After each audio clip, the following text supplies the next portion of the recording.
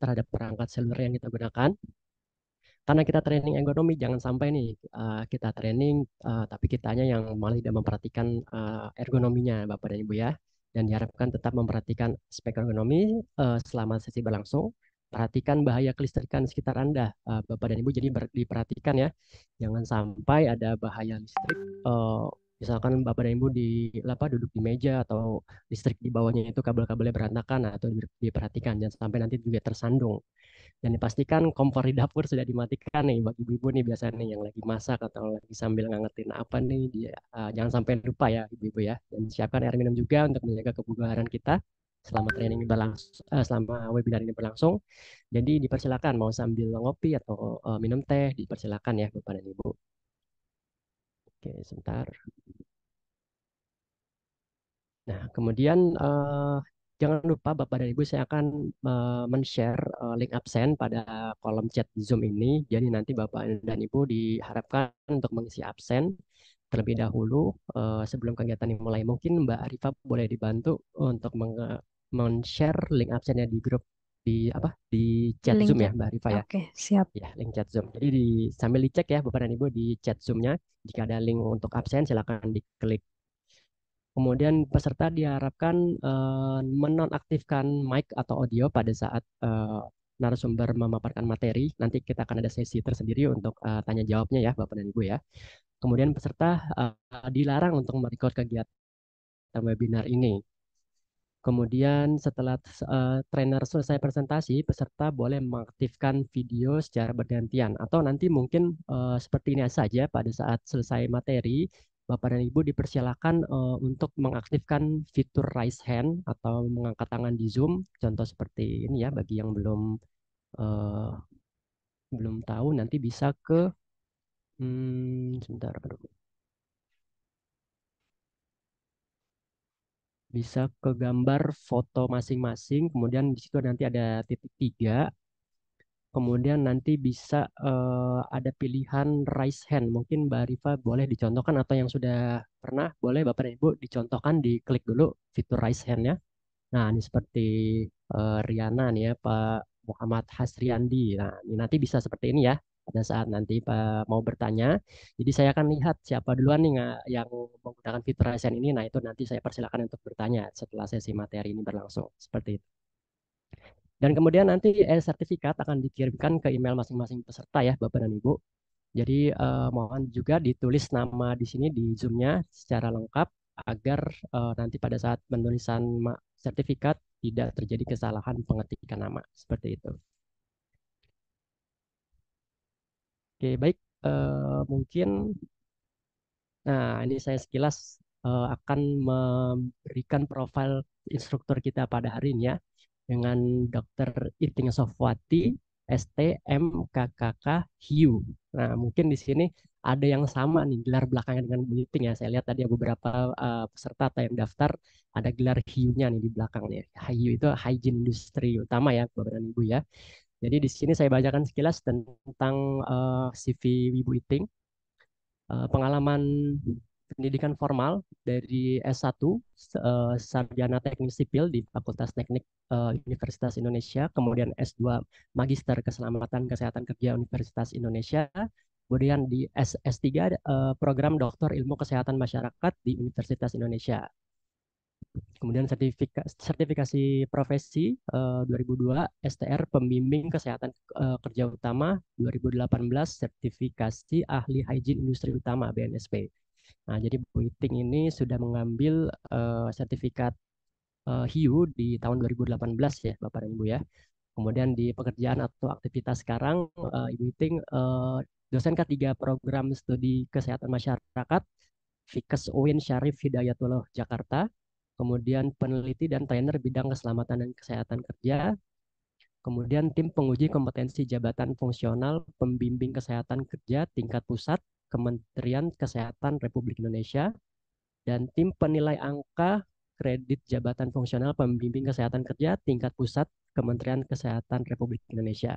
Dan Ibu Ting juga member organisasi profesi dari Indonesian Industrial Hygiene Association atau IIHA, kemudian Perhimpunan Ahli Kesehatan Kerja Indonesia, dan ASEAN Network of Occupational Hygiene dan International of Occupational Hygiene Association atau IOHA ya. Dan di sini kita sudah bisa lihat Ibu Iting sudah bergabung. Assalamualaikum, selamat pagi Ibu Iting. Waalaikumsalam. Alhamdulillah. Gimana kabar Ibu Iting? Alhamdulillah. Sehat Bu Iting ya? Ya, insya Allah. Baik Bu Iting, karena di sini kita lihat peserta juga sudah lumayan banyak ya yang bergabung. Mungkin kita bisa mulai sesi webinar pada hari ini Bu. Gimana? Sudah siap? Saya Insya izin Allah. share dulu. Siap. Baik Bu, sebentar Bu. Saya bukakan dulu untuk share screen-nya ya Bu. Ya, Ikan host dan peserta bagi Bapak dan Ibu semua diharapkan kalau bisa mengaktifkan kamera ya, biar nanti lebih terlihat interaktif pada saat kegiatan webinar ini berlangsung. Bisa dicoba dulu Ibu Iting untuk share screen-nya.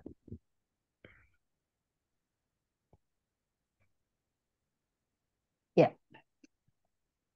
Oke, sudah terlihat ya Bapak dan Ibu untuk share screen.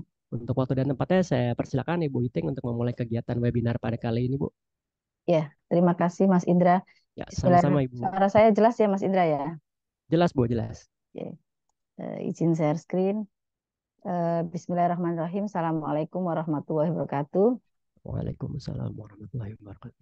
Eh, Tadi saya mohon izin bukan sifatnya sharing hari ini karena saya juga belum eh, artinya kalau kita bicara tools ergonomi tentu banyak sekali. Jadi eh, arti sharing, mungkin Bapak Ibu punya pengalaman nantinya bisa sharing juga ya pada saat diskusi.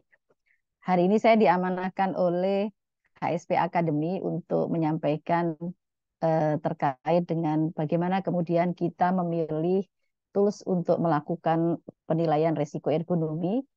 Dalam hal ini, materi yang saya sampaikan, saya mengacu pada eh, buku atau yang dikeluarkan oleh American Industrial Hygiene Association dan juga saya tambahkan dengan adanya SNI baru terkait dengan penilaian risiko ergonomi yang Indonesia sudah keluarkan. Jadi disclaimer dulu gitu, materi saya susun dengan apa namanya sumber tersebut. Sumber juga sudah saya sampaikan saya berikan ke HSP untuk dibagikan ke peserta sehingga bisa dipelajari lebih dalam. Oke, saya izin lanjutkan. Tadi sudah diperkenalkan. Jadi karena sifatnya sebentar apa namanya sharingnya mungkin hanya maksimal 3 jam ya sampai jam 12 nanti. Jadi nanti kalau ke depannya Bapak Ibu akan berdiskusi dengan saya bisa menghubungi saya di nomor alamat itu atau di nomor WA tersebut. Barangkali ada yang ingin didiskusikan lebih lanjut.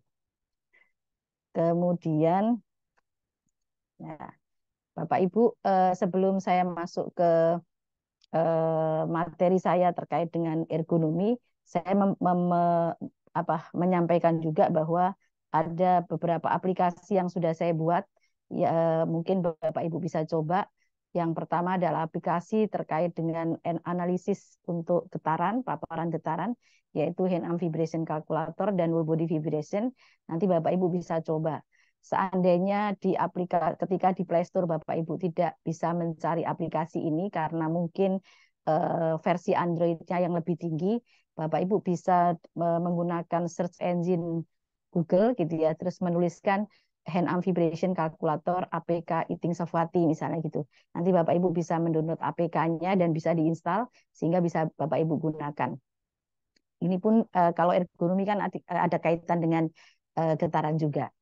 Kemudian aplikasi yang ketiga dan keempat, ya itu adalah aplikasi terkait dengan survei keluhan gotrak, gangguan otot tulang rangka akibat kerja, yang apa namanya sesuai dengan SNI yang ditetapkan, yang dikeluarkan tahun 2021 ya SNI ergonomi. Saya coba buat, mungkin nanti ada masukan juga boleh disampaikan. Artinya nanti juga akan kita bahas terkait survei ini ya untuk penggunaannya dan satu lagi aplikasi terkait dengan evaluasi beban kerja sesuai SNI juga. Itu 4 aplikasi yang sudah coba saya buat. Mudah-mudahan ke depan ada beberapa aplikasi lagi yang bisa membantu penerapan IH di lapangan. Sebelum saya mulai ke materi intinya, mungkin saya mengawalinya dengan kewajiban tempat kerja. Eh, dalam hal ini apa yang tertuang di dalam Permenaker 5 tahun 2018 bahwa eh, kita punya kewajiban mewujudkan lingkungan kerja yang nyaman, aman, sehat, kira-kira seperti itu ya. Tentu dalam rangka mencegah kecelakaan kerja atau terjadinya penyakit akibat kerja. Nah, dengan adanya kewajiban itu, tujuan itu, maka perusahaan punya kewajiban. Salah satu ada 4 kewajiban kalau menurut Permenaker 5 tahun 2018. Yang pertama adalah mengendalikan faktor fisik kimia di bawah nilai ambang batas. Yang kedua adalah mengendalikan faktor ergonomi, biologi, dan psikososial agar memenuhi standar. Yang ketiga terkait fasilitas kebersihan dan sanitasi hygiene.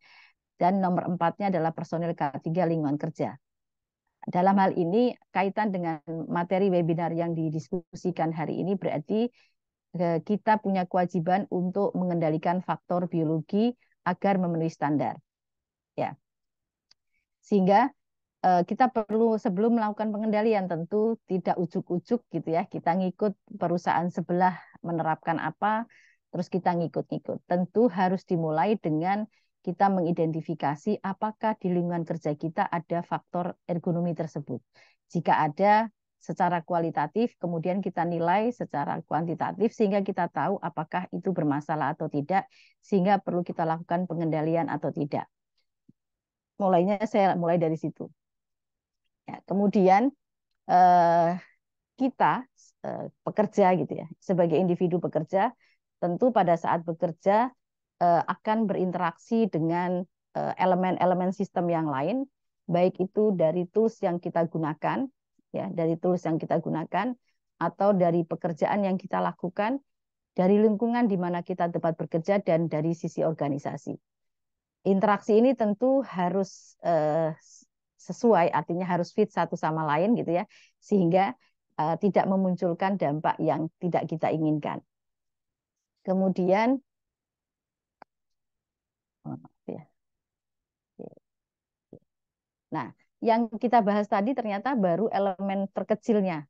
Mungkin ada pengaruh eksternal lagi yang kemudian akan berpengaruh terhadap elemen sistem yang terkecil itu. Tapi dalam hal ini pembahasan saya hanya pada elemen yang terkecil dulu. Oke. Nah, sebelum masuk ke itu, saya coba masuk ke definisi ergonomi itu apa. Saya ngambil.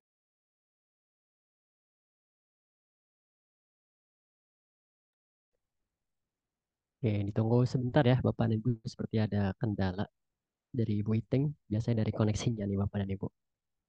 Saya coba hubungin terlebih dahulu ya.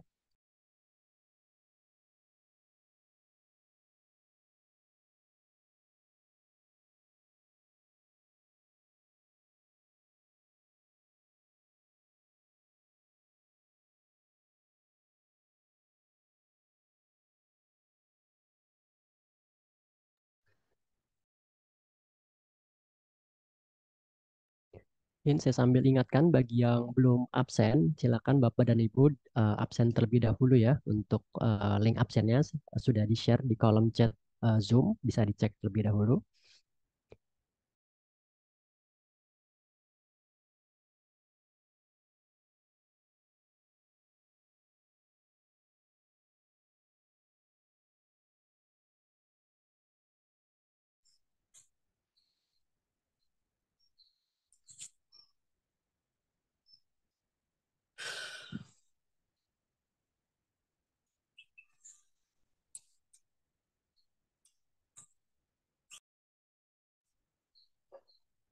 Iyalah.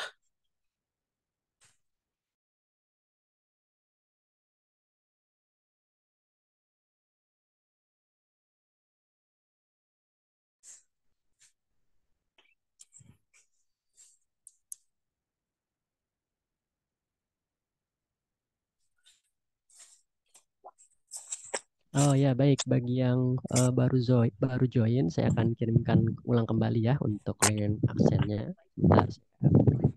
Nah, siap Bu Iting juga sudah kembali ya. Kenapa Bu Iting ada kendala tadi? Ya, Pak, saya mau share screen nggak bisa nih Pak Mas Indra.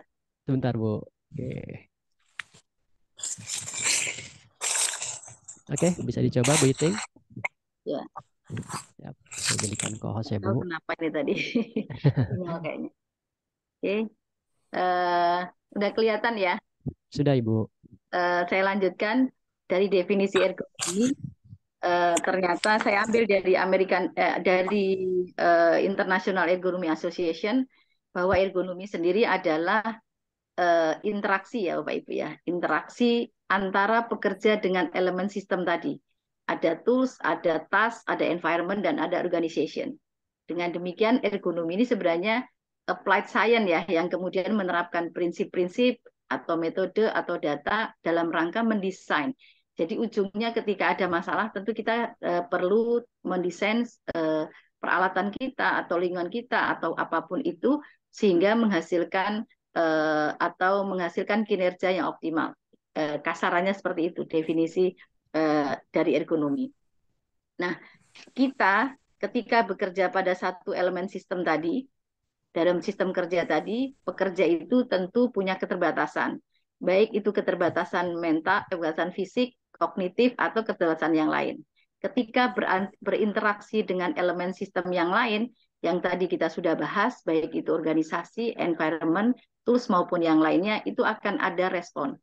Kalau responnya itu positif, maka tentu produktivitasnya akan meningkat. Jadi keselamatan kesehatan kerjanya kemudian dapat tercapai.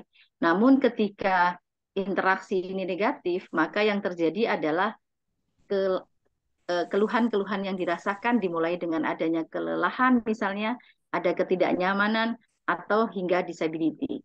Kira-kira seperti itu interaksi yang terjadi dalam sistem kerja kita nanti. Apa dampaknya? Dampaknya adalah musculoskeletal disorder. Dalam hal ini mungkin istilah yang sering kita gunakan adalah gotrak ya. Ada gangguan otot tulang rangka akibat kerja. Jenis penyakitnya banyak, tentu bukan wilayah saya, tapi wilayah dokter yang kemudian akan menilai apakah ini memang musculoskeletal disorder yang diakibatkan oleh pekerjaan atau tidak.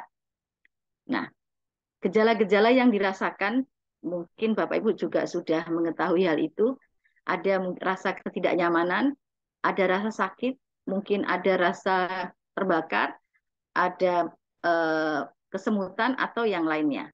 Fleksibilitasnya menurun atau perubahan warna dan seterusnya. Tentu hal ini harus kita cegah dari awal, karena prinsipnya penyakit akibat kerja itu bisa dicegah asal kita tahu sumbernya dengan melakukan pengendalian-pengendalian yang tepat. Maka karena tanpa disadari, kalau kebisingan mungkin kedengaran, kalau getaran terasa, tapi kalau ergonomi itu mungkin ada orang kita nggak bisa secara nyata melihat hal itu kalau tidak melakukan risk assessment. Artinya kadang-kadang kita ngerasa bahwa ergonomi itu tak tampak oleh kita, sehingga kita merasa tidak ada bahaya itu. Padahal sebenarnya ada.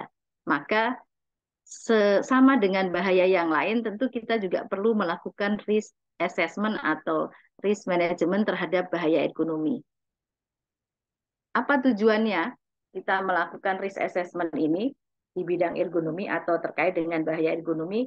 Tentu dari situ kita bisa melihat bahaya-bahaya mana atau pekerjaan-pekerjaan mana yang kemudian menyebabkan komplain atau munculnya keluhan-keluhan daripada pekerja.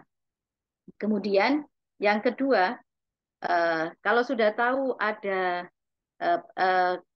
pekerjaan yang kemudian ada komplain terhadap pekerja, maka kita juga harus tahu, bisa menemukan penyebab masalahnya apa.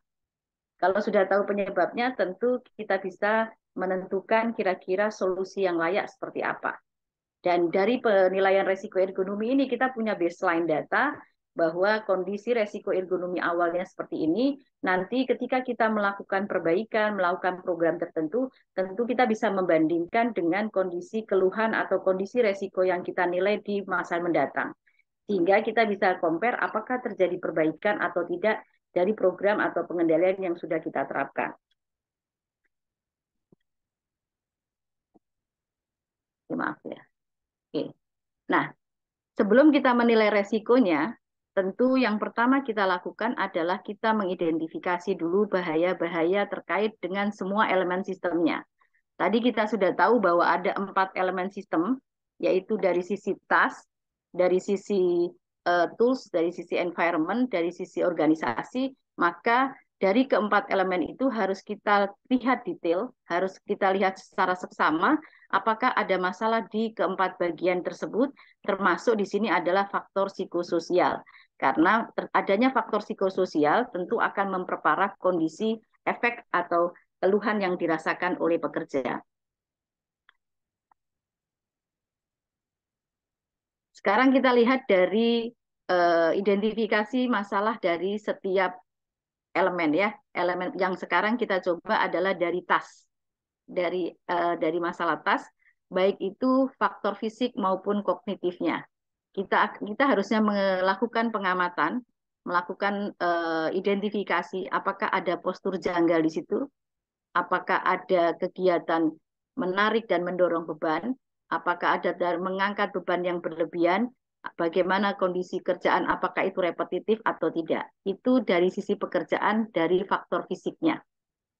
Selain itu, tentu kita juga harus melakukan penilaian atau identifikasi terhadap faktor risiko pekerjaan dari sisi kognitif. Apakah pekerjaan yang dilakukan itu kompleks, monoton, gitu ya, atau kemudian banyak apa ya namanya mengandalkan memori kita saat bekerja, itu juga harus diidentifikasi dari faktor pekerjaan. Kemudian dari faktor yang lainnya, yaitu dari sisi lingkungan, kita bicaranya tidak hanya lingkungan fisik, tapi juga lingkungan sosial. Apakah kemudian dari faktor fisik, baik itu ada lingkungan, artinya dari sisi kebisingan ada nggak getaran, temperatur ekstrim, bagaimana pencahayaannya, atau apakah ada paparan kimianya gitu. Termasuk lingkungan fisik di sini, lingkungan sosial di sini adalah apakah ada bullying, apakah kemudian komunikasinya cukup baik atau tidak. Nah, ini juga bisa mempengaruhi keluhan terhadap adanya musculoskeletal disorder. Dari faktor teknologi atau tools yang kita gunakan, apakah desainnya oke, sesuai atau tidak, fit atau tidak, karena desain tidak semuanya fit. Kadang-kadang mendesain yang fit itu sulit, sehingga kadang-kadang desain yang dilakukan adalah desain yang unfit, tapi tentu kita pilih desain unfit yang apa ya, kesenjangan daripada kinerja utamanya tetap simpangannya kecil, kira-kira seperti itu. Atau dari sisi APD yang digunakan, kira-kira sesuai atau tidak. Nah, kita cek bersama-sama, kira-kira dari sisi tools itu apa yang bermasalah. Kemudian dari sisi organisasi, dari elemen keempatnya, tentu banyak hal yang perlu kita lihat, apakah memberlakukan shift kerja, apakah kemudian ada extended shift, gitu, jadi bekerjanya lebih dari 8 jam, apakah istirahatnya cukup atau tidak, atau yang lainnya, sehingga kita bisa mengidentifikasi semua faktor risiko dari keempat elemen sistem tadi, baik dari task, tools, environment maupun organisasi. Tapi jangan lupa juga bahwa ada faktor psikososial yang bisa berperan di dalam memperparah keluhan yang terjadi. Nah, kalau kita bicara setelah tahu gitu ya, setelah tahu ada bahaya atau tidak, enggak saya ini dulu ya.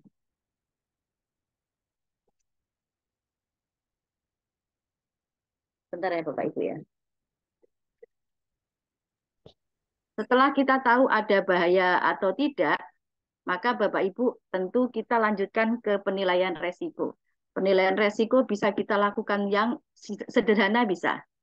Dari awali dengan penilaian yang sederhana, kemudian dari penilaian yang sederhana itu kita bisa lihat apakah itu kemudian bisa kita terima, maka kemudian kita hanya melakukan monitoring, pemantauan secara berkala. Dalam hal ini kalau kita mengacu ke Permenaker 5 tahun 2018 tentu dilakukan 1 tahun sekali misalnya. Tapi kalau ada perubahan proses tentu Bapak Ibu bisa melakukan kembali. Ketika memang dari apa namanya penilaian resiko yang sederhana tadi Bapak Ibu tidak ada bermasalah, maka Bapak Ibu perlu melakukan analisis lebih lanjut, melakukan penilaian resiko lebih detail. Dengan demikian Bapak Ibu bisa menetapkan apakah bisa diterima atau enggak. Kalau bisa diterima, Bapak Ibu melakukan monitoring saja. Tetapi ketika tidak bisa diterima resiko tersebut, Bapak Ibu tentu perlu melakukan kontrol-kontrol tertentu dengan melakukan redesign. Nah, bagaimana penentuan toolsnya? Ya, kalau tadi setelah kita lihat penilaian resikonya seperti itu, ada bahannya seperti itu, dan milih toolsnya seperti apa? Ada beberapa referensi yang saya ambil, sehingga saya nanti ada 3 flowchart yang saya buat, yang saya sajikan. Yang pertama saya ambil dari buku ini, Bapak Ibu. Dari buku yang dikeluarkan oleh American Industrial Hygiene Association, semua dari American Industrial Hygiene Association yang saya pakai. Tapi yang buku yang flowchart yang ini saya ambil dari buku yang ini. Di sini disampaikan bahwa yang pertama kita lihat adalah apakah ada manual handling atau tidak. Ketika tidak ada manual handling, maka Bapak Ibu bisa melakukan penilaian resiko sederhana dengan tool screening yang tersedia. Pilihannya banyak, masing-masing tools tentu punya masing-masing tools tentu punya kelebihan kekurangan. Dia lebih bagus ketika digunakan di apa gitu ya. Silahkan nanti di bukunya saya kasih, Bapak Ibu bisa pelajari. Di sini ada screening, bisa ada pilihannya menggunakan OSHA screening tools atau bisa menggunakan WISA atau KEC atau PLIBL atau OKRA. Screening awal. Dari sini kemudian Bapak Ibu bisa lihat, tentu penilaiannya Bapak Ibu bisa ikutin standar yang ada. Apakah kemudian dari penilaian tersebut aman-aman saja, baik-baik saja. Ketika aman-aman saja, tentu kita cukup tidak perlu melakukan assessment lebih lanjut. Tapi ketika masalahnya dari tools itu ada masalah, maka Bapak Ibu perlu melakukan penilaian lebih lanjut. Dalam hal ini pilihannya juga ada. Pilihan ini kita pilih berdasarkan faktor resiko yang ada. Kalau faktor resikonya kemudian kena di bagian upper extremity, maka pilihannya ada beberapa. Bisa Rula, Bigas ini atau pakai yang lain. Kemudian kalau masalahnya ada di whole body, faktor resikonya, di sini ada pilihan reba atau apa. Terkadang selama ini kita itu langsung menggunakan Rula, reba gitu ya. Tapi nanti ada sumber lain terbaru, memang bisa dilakukan langsung menggunakan Rula reba. Nanti kita lihat di slide berikutnya. Dari penilaian yang lebih detail tadi, Bapak Ibu akan bisa melihat apakah resiko itu bisa diterima atau tidak. Kalau bisa terima, tentu kita tidak perlu tindak lanjut ya. Tapi ketika itu bermasalah, maka Bapak Ibu perlu melakukan kajian kemungkinan kita melakukan engineering control atau solusi lainnya. Itu kalau seandainya kasusnya adalah tidak ada manual handling. Ketika ada manual handling, ternyata pilihannya juga banyak. Seperti flowchart yang tersedia ini. Jadi Bapak Ibu bisa cuman kalau di Permenaker 5 tahun 2018, dia hanya langsung menuliskan bahwa perlu dilakukan penilaian NIOSH Lifting Index. Jadi tanpa dari sini kira-kira ada masalah atau enggak, kemudian dipilih. Kalau tidak ada, dilanjutkan kemana, kalau ada, seperti itu kira-kira ya. Nah, itu flowchart yang pertama saya ambil dari buku itu.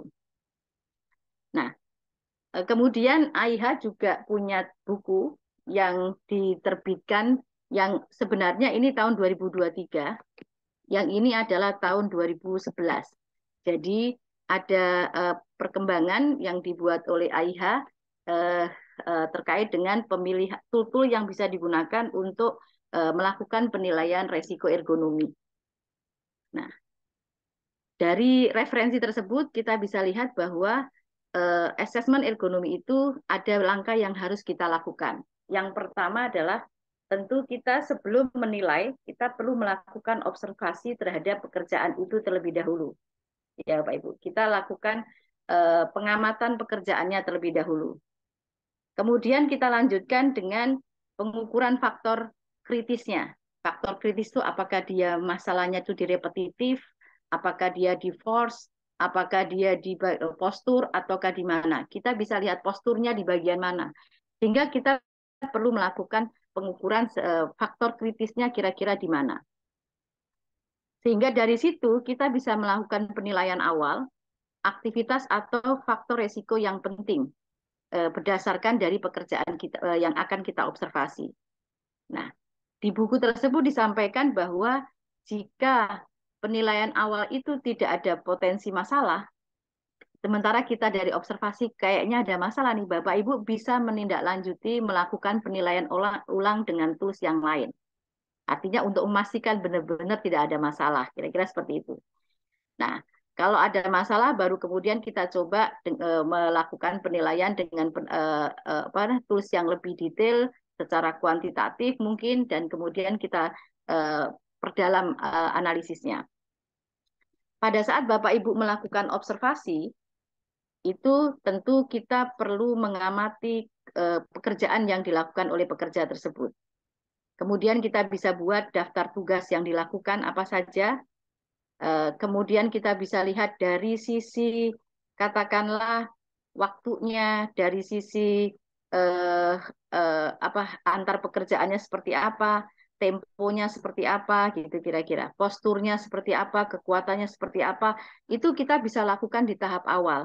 Dan kemudian kita lengkapi dengan keluhan yang dirasakan oleh pekerja seperti apa. Pada tahap keduanya, ketika kita ingin melakukan penilaian faktor kritis, tentu kita butuhkan video. Nanti cara melakukan pembuatan video, nanti kita bisa lihat bagaimana kita mengambil video berdasarkan SNI yang sudah ditetapkan. Pengambilan video ini kita perlukan karena kalau sudah dapat videonya, kita bisa dengan mudah mempercepat atau memperlambat gerakannya, sehingga kita dengan mudah bisa menilai resikonya seperti apa. Kita juga bisa melakukan, artinya tools yang digunakan adalah timbangan. Karena salah satu faktor resikonya adalah dari sisi beban. Kemudian kita juga bisa mungkin pakai pita atau pakai stopwatch atau pakai busur ya untuk menilai berapa derajat postur tersebut bermasalah. Kira-kira seperti itu. Kalau saya next dulu di slide berikutnya, saya mau tunjukkan bagaimana Bapak Ibu harus melakukan pengambilan video, itu sudah ada di dalam SNI terbaru. Ini Bapak Ibu ketentuan tata cara pengambilan perekaman videonya. Tentu bahan-bahan yang dibutuhkan Bapak Ibu bisa baca, kita butuh kamera atau kita menggunakan handphone terserah seadanya. Kemudian tripod jika tersedia, dan kadang-kadang memang tidak memungkinkan menggunakan tripod juga tidak masalah. Ya. Kemudian timbangan atau yang lainnya sesuai kebutuhan. Prosedurnya, pada saat Bapak Ibu melakukan perekaman video, tentu di tempat kerja Bapak Ibu melakukan penilaian dengan banyak pekerjaan. Maka di sini disampaikan bahwa sebelum melakukan perekaman, Bapak Ibu mohon merekam dulu, menyampaikan informasi kira-kira ini pekerjaan apa. Sehingga Bapak Ibu kalau banyak video nanti Bapak Ibu tahu, oh ini kegiatan yang di assessment adalah pekerjaan ini. Jadi perlu misalnya ini adalah pekerjaan apa di unit apa, misalnya seperti itu. Sehingga Bapak Ibu bisa tahu tidak keliru gitu kira-kira saat melakukan penilaian. Kemudian kita mulai melakukan perekaman, dan itu tidak lama Bapak Ibu, cukup 5-10 menit saja. Yang penting Bapak Ibu pastikan bahwa semua siklus itu terekam dengan baik, dan paling tidak ada 2-3 siklus kita ulang. Kenapa? Karena kita bisa jadi pada saat ini nggak terekam, nggak kelihatan apa, dari sisi lain kita bisa putar kembali nantinya. Ketika Bapak Ibu merasakan ada kalau Bapak Ibu sudah sering melakukan penilaian resiko ekonomi, oh kayaknya itu beresiko deh di bagian sikunya, gitu misalnya, maka Bapak Ibu perlu melakukan zoom ya, memusatkan perekaman pada bagian-bagian tertentu. Kalau tadi saya sampaikan pada bagian siku, maka perlu kita zoom di bagian lengan dan siku, agar kita bisa lebih detail melihat kira-kira masalahnya seperti apa. Dari sisi pergelangan tangan juga demikian. Dari sisi bahu atau punggung dan seterusnya Bapak Ibu bisa lakukan. Jadi kira-kira dari sudut mana Bapak Ibu bisa lihat. Sehingga nantinya pada saat Bapak Ibu kembali ke meja kerja, kemudian mau melakukan penilaian, videonya sudah merekam dari semua sisi sehingga semua aspek bisa kita nilai dengan baik. Itu cara penilaiannya. Kemudian, bentar saya back dulu ya.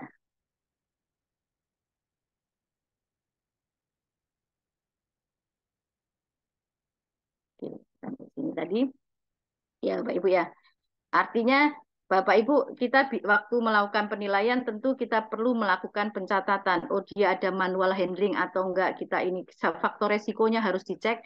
Apakah ada masalah getaran, apakah ada masalah postur dan seterusnya. Baru kemudian kita bisa lakukan pemilihan instrumennya. Ya, kira-kira pemilihan instrumennya kira-kira mengacu kemana nanti kita bisa dilihat. Yang penting punya video dulu ya, di videoin semua posisi, baru kemudian kita bisa simulasikan menggunakan ini. Di buku AIH yang terbitan 23 tadi, 2023 tadi, dia membuat instrumen atau mengelompokkan instrumen itu berdasarkan ini, pengelompokannya. Ada untuk menilai masalah whole body, ada untuk menilai office, ada upper limb, kemudian lifting, dan tarik mendorong. Dan penilaiannya itu ada yang sifatnya kualitatif, ada yang sifatnya kuantitatif. Nanti kita bisa lihat di slide berikutnya apa itu kuantitatif, apa itu kualitatif. Kalau kualitatif berarti hanya bergantung pada persepsi. Tapi kalau kuantitatif kita nanti ada pengukuran baik itu jarak, baik itu berat atau yang lainnya. Jadi tidak hanya berdasarkan pada persepsi. Masing-masing tentu punya kelebihan kekurangan. Kemudian di bagian whole body ini juga ada tools yang tujuannya adalah untuk menilai, men-screening saja, screening awal. Ada juga yang untuk assessment. Jadi di whole body tersedia dua cara ya, ada kuantitatif dan kualitatif dan ada semi kuantitatif. Oke, ini tadi sudah saya bahas. Nah, tools-tools yang tersedia, Bapak Ibu, silahkan di browsing di buku tadi itu sudah ada rujukannya. Ini ada versi online-nya atau enggak, ini ada versi apanya atau enggak. Jadi Bapak Ibu kalau ingin mendalami, sebenarnya bisa. Tools-toolsnya tersedia semua, bahkan sudah ada yang mengembangkan by web, ada yang mengembangkan menggunakan Excel, atau ada yang menggunakan hanya berupa PDF. Sehingga Bapak Ibu bisa mendownload untuk kemudian Bapak Ibu gunakan. Whole body tadi disiapkan untuk screening dan untuk assessment. Ya, untuk screening dia tersedia 3 pilihan. Seperti tadi di flowchart yang pertama tadi, bahwa kita bisa menggunakan OSA screening tools, bisa menggunakan Washington State Caution Zone atau Hazard Zone. Ya. Tapi Bapak Ibu juga bisa melakukan assessment, yang assessment dengan semi kuantitatif. Yang mungkin yang sering digunakan adalah GEC dan REBA. Tapi sebenarnya ada pilihan lain, bisa menggunakan Prebel atau Roger ini. Sehingga nanti Bapak Ibu bisa, kalau mau penelitian jadi bisa dibandingkan. Ketika kita menilai menggunakan ini dan ini kira-kira ada perbedaan di mana. Nah, nanti akan kelihatan faktor resikonya tentu berbeda-beda. Kemudian kalau Bapak Ibu ingin melakukan penilaian untuk ergonomi, pilihannya adalah ROSA dan OSA Computer Workstation. Meskipun di SNI kita juga punya khusus untuk perkantoran. Nah, mungkin Bapak Ibu yang sering mungkin digunakan adalah ROSA. Ya, ada yang menggunakan ROSA karena spesifik untuk office gitu. Tapi di SNI kita juga ada. Kemudian untuk upper limb yang kita sering pakai adalah rula. Ya, Bapak Ibu ya. Kita sering pakai rula, sebenarnya banyak pilihannya. Duet ini misalnya kalau kita lihat bahwa pada saat langkah pertama dan kedua tadi kita lihat bahwa faktor resikonya adalah kondisinya repetitif, Bapak Ibu bisa menjadikan pilihan alternatif duet sebagai pilihan atau okra sebagai pilihan ketika masalahnya adalah repetitif. Kemudian untuk upper limb ya tetap assessment tool juga, tapi yang sifatnya kuantitatif. Kalau yang atas itu semi kuantitatif. Kalau yang kuantitatif itu ada 4 alternatif, di mana masing-masing punya resiko yang berbeda-beda. Contoh, yang pertama ini itu untuk faktor resiko yang lebih ke repetitif. Ya. Yang kedua ternyata untuk vibrasi, ada faktor vibrasinya di situ. Kemudian yang ketiga itu ada repetitive action atau force-nya. Kalau yang keempat baru terkait beban saja, force-nya saja. Jadi sebenarnya kalau saya pribadi kemudian setelah baca ini berarti di langkah pertama itu penting untuk setelah kita mau habis mutar video diperhatikan lagi, oh ini kayaknya repetitif, ini kayaknya apa gitu. Jadi Bapak Ibu bisa kemudian memilih tools-toolsnya sesuai dengan apa yang kemudian dijumpai di tempat kerjanya, di video tadi. Kemudian dari sisi lifting lebih banyak pilihannya, ada secara kualitatif, ada secara semi kuantitatif, ada secara kuantitatif. Jadi ada pilihan 3. Bapak Ibu bisa ngecek semua. Dan saya sudah browsing, itu ada beberapa yang memang sudah disiapkan toolsnya yang bersifat online, by web. Ya, kalau Android ada beberapa juga yang sudah buat. Nah, artinya dari sisi kualitatif, kita lihat pilihannya adalah SCGS for Lifting. Untuk semi kuantitatif, Bapak Ibu bisa pakai Liberty atau pakai Wisa Lifting Calculator. Kemudian untuk yang kuantitatif, itu pilihannya ini banyak ya. Yang ada di Permenaker 5 tahun 2018 adalah yang ini. Jadi kita melakukan penilaian angkat beban manualnya secara kuantitatif yang dipilih oleh Permenaker. Nanti kita coba, dan di materi yang saya sampaikan di di bahan yang saya sampaikan di situ sudah saya berikan Excel-nya juga untuk yang Nios lifting equation. Ya, ini juga ada tambahan. Sepertinya kalau kita baca bukunya nggak ada, tapi pas di flowchart-nya ada. Jadi saya tambahkan di sini, yaitu ada untuk ngecek force. Ya, oke. Saya lanjutkan untuk dorong dan tarik juga ada instrumennya sendiri. Ya, jadi sebenarnya bisa nggak sih dinilai pakai sana? Bisa. Pakai ini bisa, cuman masing-masing tools itu memang ada kelebihan kekurangan. Yang harus kita pahami, kira-kira ini kelebihan kekurangan, ini cocoknya untuk apa ini. Kalau dengan buku ini, kalau saya boleh, saya pribadi berpendapat, alhamdulillah sudah dibuatkan gitu. Kalau masalahnya di sini lihat ini, kalau masalahnya di sini lihat ini gitu. Kalau pilihannya banyak berarti tinggal kita compare kira-kira kita mau pakai yang mana. Nah, ini flowchart ini saya ambil dari buku AIHA yang tahun 2011 ya. Bahwa sebentar ya, saya ketikkan dulu. Oke.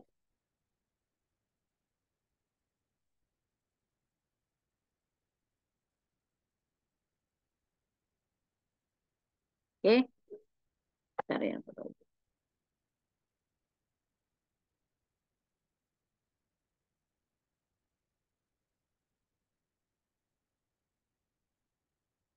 Oke, kita bisa lihat di sini tetap kalau di buku yang 2011 itu dilihat dulu apakah ada manual handling atau tidak. Kok jadi warnanya putih? Bentar saya ubah dulu ya. Oke. Apakah ada manual handling atau tidak? Kalau tidak ada manual handling, pilihannya pakai screening tadi Bapak Ibu. Ya, pakai screening atau ini pakai yang kualitatif dan semi kuantitatif. Setelah itu, kalau memang bermasalah, baru kemudian kita cek, oh perlu diperdalam lagi asesmennya, apakah kaitannya dengan masalah postur janggal. Kalau masalah postur janggal, kemudian pilihannya tergantung apakah itu di seluruh tubuh atau di upper limb saja. Maka pilihannya adalah Rula-Reba.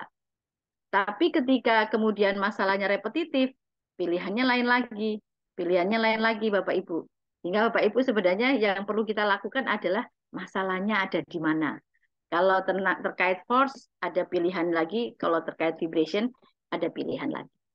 Tapi kalau untuk manual handling juga seperti itu. Manual handlingnya seperti apa? Apakah narik dorong, apakah membawa, mengangkat, atau menurunkan, misalnya gitu. Jadi tergantung dari faktor resiko yang muncul apa. Oke. Sebentar. Saya stop share sebentar ya Pak Ibu ya.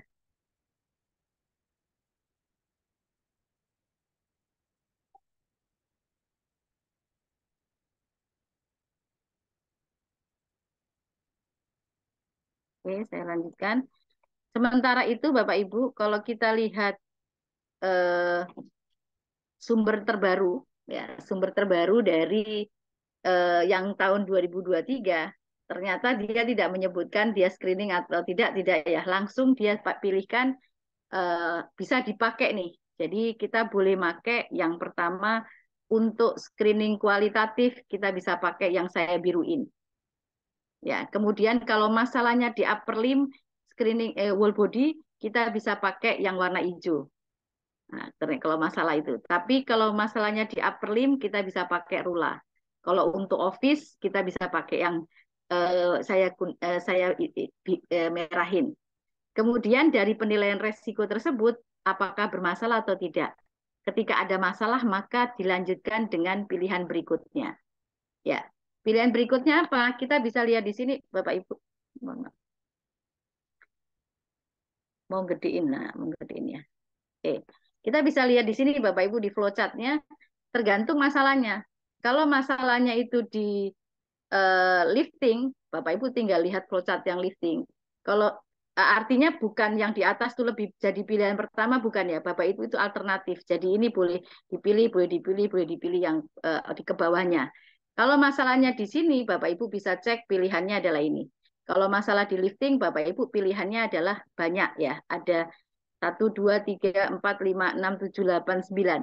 Kemudian kalau masalahnya di upper extremity, Bapak Ibu tergantung lagi, silakan didetailkan apakah masalahnya di repetitif, apakah masalahnya di force, atau masalahnya di vibrasi. Sehingga pilihan untuk melakukan assessment adalah yang ada di slide ini. Kalau ini banyak, yang tadi di lifting itu banyak, Bapak Ibu bisa lihat di slide sebelumnya, ini adalah yang kualitatif gitu kira-kira ya. Kemudian yang ini, yang hijau itu adalah yang kuantitatif, semi kuantitatif, dan yang kuning adalah yang kuantitatif. Jadi tinggal Bapak Ibu pengen yang, kalau semakin pengen detail tentu kita menggunakan yang kuantitatif. Kalau yang lainnya tentu Bapak Ibu tergantung masalahnya apakah di repetitif, apakah di force, apakah di vibration. Dari situ Bapak Ibu akan tahu berapa nilai resikonya sesuai tools yang Bapak Ibu pilih. Jadi artinya saya bukan menyarankan yang ini lebih baik, yang itu lebih baik, bukan. Tapi sebenarnya lebih kepada kita coba sama-sama mengamati faktor resikonya ada di sebelah mana, baru kemudian kita pilih tools yang kira-kira relevan apa. Bisa jadi satu tools itu mengcapture dengan baik di item tertentu, tapi tools lain mengcapture di faktor resiko yang lain. Nah, mungkin Bapak Ibu semua sudah familiar dengan menggunakan reba atau rula. Jadi yang saya praktekkan di sini hanya rula reba ya, yang sering dipakai. Kalau yang lain silahkan Bapak Ibu nanti bisa searching, bisa browsing lebih detail gitu kira-kira ya, lebih ini.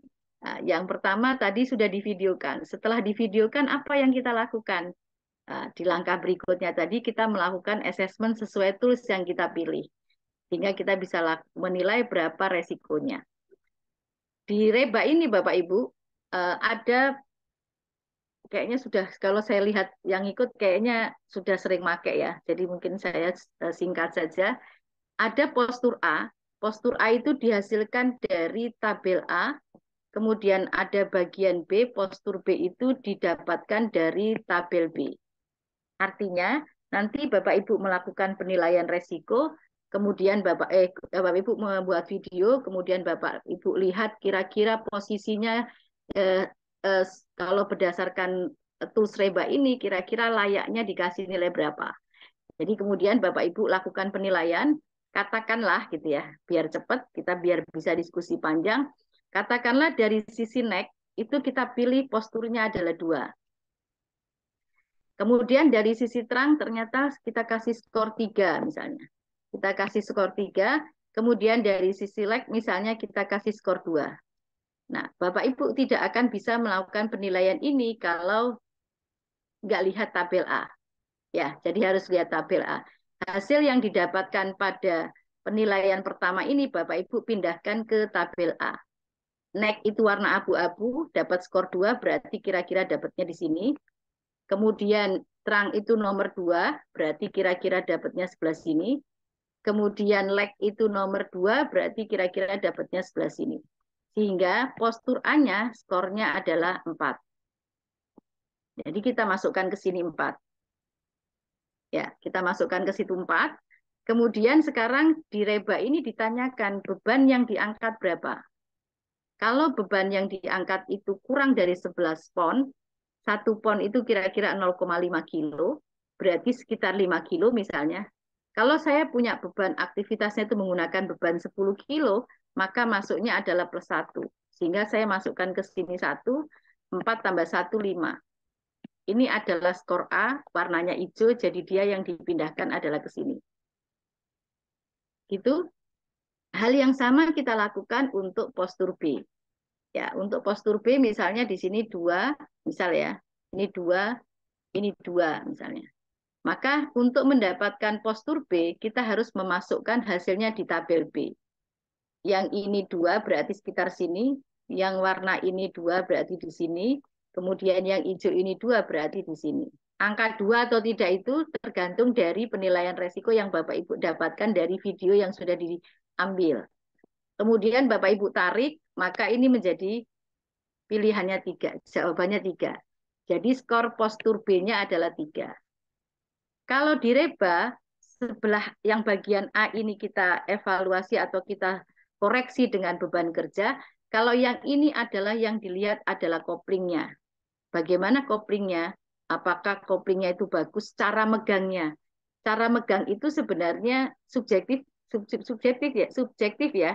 Tapi kita bisa mengeliminasi penentuannya itu apakah itu bisa dikatakan good, apakah bisa fair atau kapur, itu sebenarnya sudah ada ketentuannya. Seperti ini Bapak Ibu.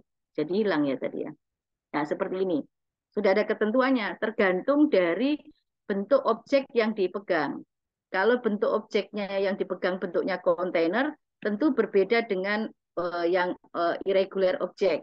Ya, tentu dari sini kontainer juga tergantung apakah optimum handle atau tidak. Kalau optimum handle berarti itu kita bisa kasih skor good. Tapi kalau ternyata dia tidak optimum, maka dia langsung kita kasih poor. Nah, nanti ini juga bisa ada opsi lain. Jadi sebenarnya meskipun itu agak subjektif, tapi sebenarnya kita bisa melakukan dengan menggunakan tools ini untuk bisa menilai lebih objektif. Oke, saya lupa tadi berapa ya jadinya. Oke, ini tadi ya. Jadi katakanlah ini kita kasih skor 2 misalnya. 3 tambah 2, 5. Ini warnanya ungu, pindahkan ke sini 5. Nah, jadi ini skornya jadinya 6. Apakah selesai di sini? Tidak. 6 itu baru masuk tabel C-score. Ternyata di sini ditanyakan activity score-nya ada masalah enggak tentang repetitif, ada dia monoton atau enggak, dan seterusnya. Katakanlah saya activity score-nya saya kasih skor 2. Sehingga skor akhirnya adalah 6 tambah 2 itu adalah 8. Maka kita bisa lihat di sini bahwa ketika skor rebanya 8 itu adalah high risk. Gitu. Sama halnya dengan reba, tapi kalau sama dengan reba, rula juga demikian. Cuman kalau tadi kita lihat di bagian A itu hanya dievaluasi terhadap beban, kemudian di bagian B dievaluasi terhadap kopling. Kalau di rula itu dua-duanya. Ketika A nanti dievaluasi terhadap repetitif atau activity score-nya dan dievaluasi terhadap bebannya. Kanan kiri dievaluasi dengan hal yang sama. Jadi Bapak Ibu bisa menilai kira-kira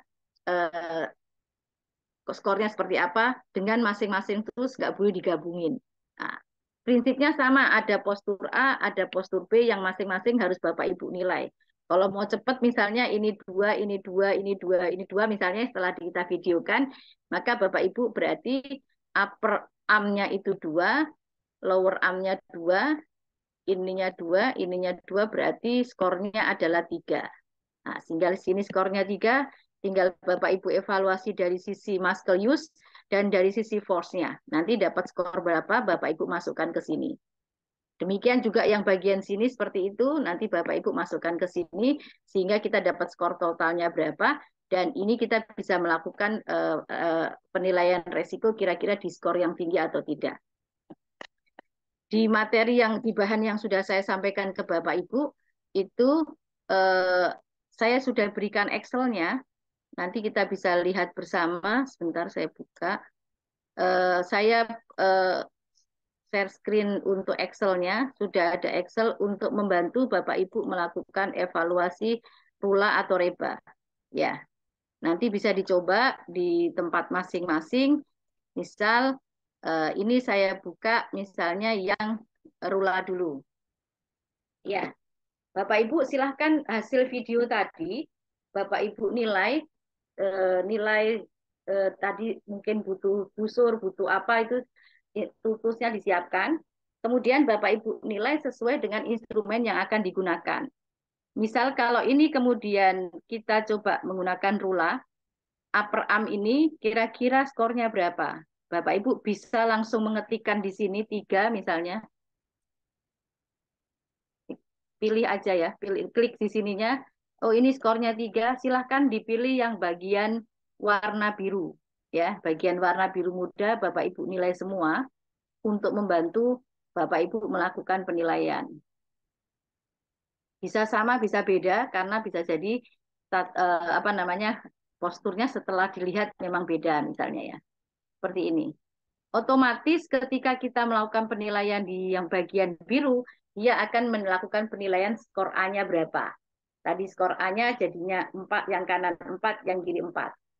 Kemudian kita tahu tadi bahwa rula itu dievaluasi, dikoreksi terhadap muscle dan force. Maka kemudian kita nilai force-nya, muscle-nya berapa, force-nya berapa, indikatornya ada di bagian atas ini. Jadi silahkan dibaca. Misalnya muscle-nya 1 gitu ya. Kemudian force-nya ternyata mengangkat bebannya misalnya 10 kilo misal, atau 5 kilo, misalnya saya kasih skor 1 juga. Otomatis dia akan memberikan penilaian di skor C-nya. Belum selesai kan Bapak Ibu kalau skor C, selesainya adalah di grand score-nya. Jadi nanti Bapak Ibu lanjutkan ke penilaian yang bagian A-nya. Ya, jadi kita bisa lihat misalnya ini skornya 3, ini skornya 2, misalnya ini skornya 2, misalnya langsung skornya 4. Kemudian ini kita kasih skor berapa, sehingga akhirnya kita bisa dapat grand score dari penilaian rula yang kita lakukan. 7 ini artinya apa? Bapak Ibu bisa baca di bagian bawahnya bahwa warnanya merah itu skor 7 itu perlu investigasi lebih lanjut. Itu untuk reba. Sementara untuk rula, Bapak Ibu hati-hati karena beberapa instrumen itu ada yang tidak berubah. Ada yang tidak berubah ketika kita input di bagian mananya. Seperti waktu itu saya sempat bagi yang reba 3 gitu, ternyata nggak berubah, akhirnya saya ganti ini reba yang nama filenya reba 6. Kalau tools yang sudah dikembangkan ini dengan menggunakan reba ini, yang diganti hanya yang warna hitam.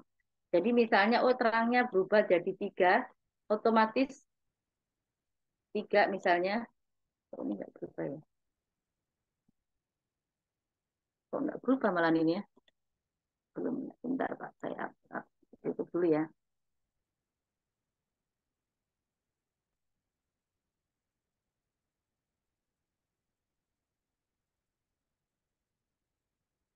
Salah.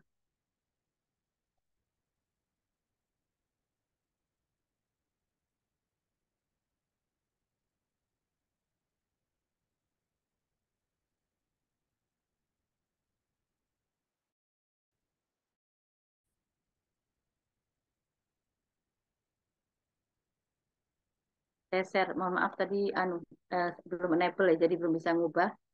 Ini saya screen, ini udah saya ubah jadi 3 atau jadi 2. Ini otomatis berubah ya Bapak Ibu di skor reba akhirnya.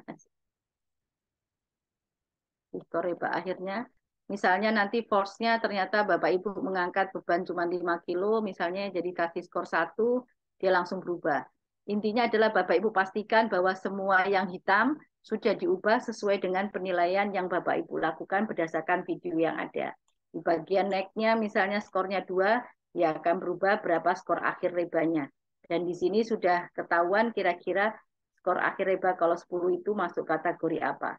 Dan sudah ada reportnya, Bapak Ibu bisa, kalau mau di print dalam bentuk ini, bisa Bapak Ibu tampil, bisa Bapak Ibu gunakan. Artinya di hasil penilaiannya sudah ada di sini. Itu Bapak Ibu untuk yang reba. Saya lanjutkan lagi untuk materinya ya. Oke. Tadi udah selesai rula reba. Kalau ada pertanyaan silahkan nanti ini. Nah, yang berikutnya yang ingin saya bahas adalah yang karena ada di dalam Permenaker 5 tahun 2018. di Permenaker 5 tahun 2018 itu ada penilaian kegiatan manual handling yang kita lakukan itu apakah beresiko mengalami cedera tulang belakang atau tidak. Nah, untuk tahu mengalami cedera tulang belakang atau tidak itu ada penilaian yang namanya lifting index. Nah, lifting index. Untuk mendapatkan lifting index itu sebentar. Lifting index itu rumusnya ini. Jadi lifting index itu adalah beban yang diangkat. Kalau saya mengangkat beban 10 kilo misalnya. Tapi cara ngangkatnya begini nih. Itu beban yang diangkat 10 kilo tadi dibagi dengan RWL-nya itu skornya berapa? Kalau skornya kurang dari 1, maka dia resikonya rendah untuk mengalami cedera tulang belakang. Tapi resiko kalau 1 sampai kurang dari 3, resikonya sedang.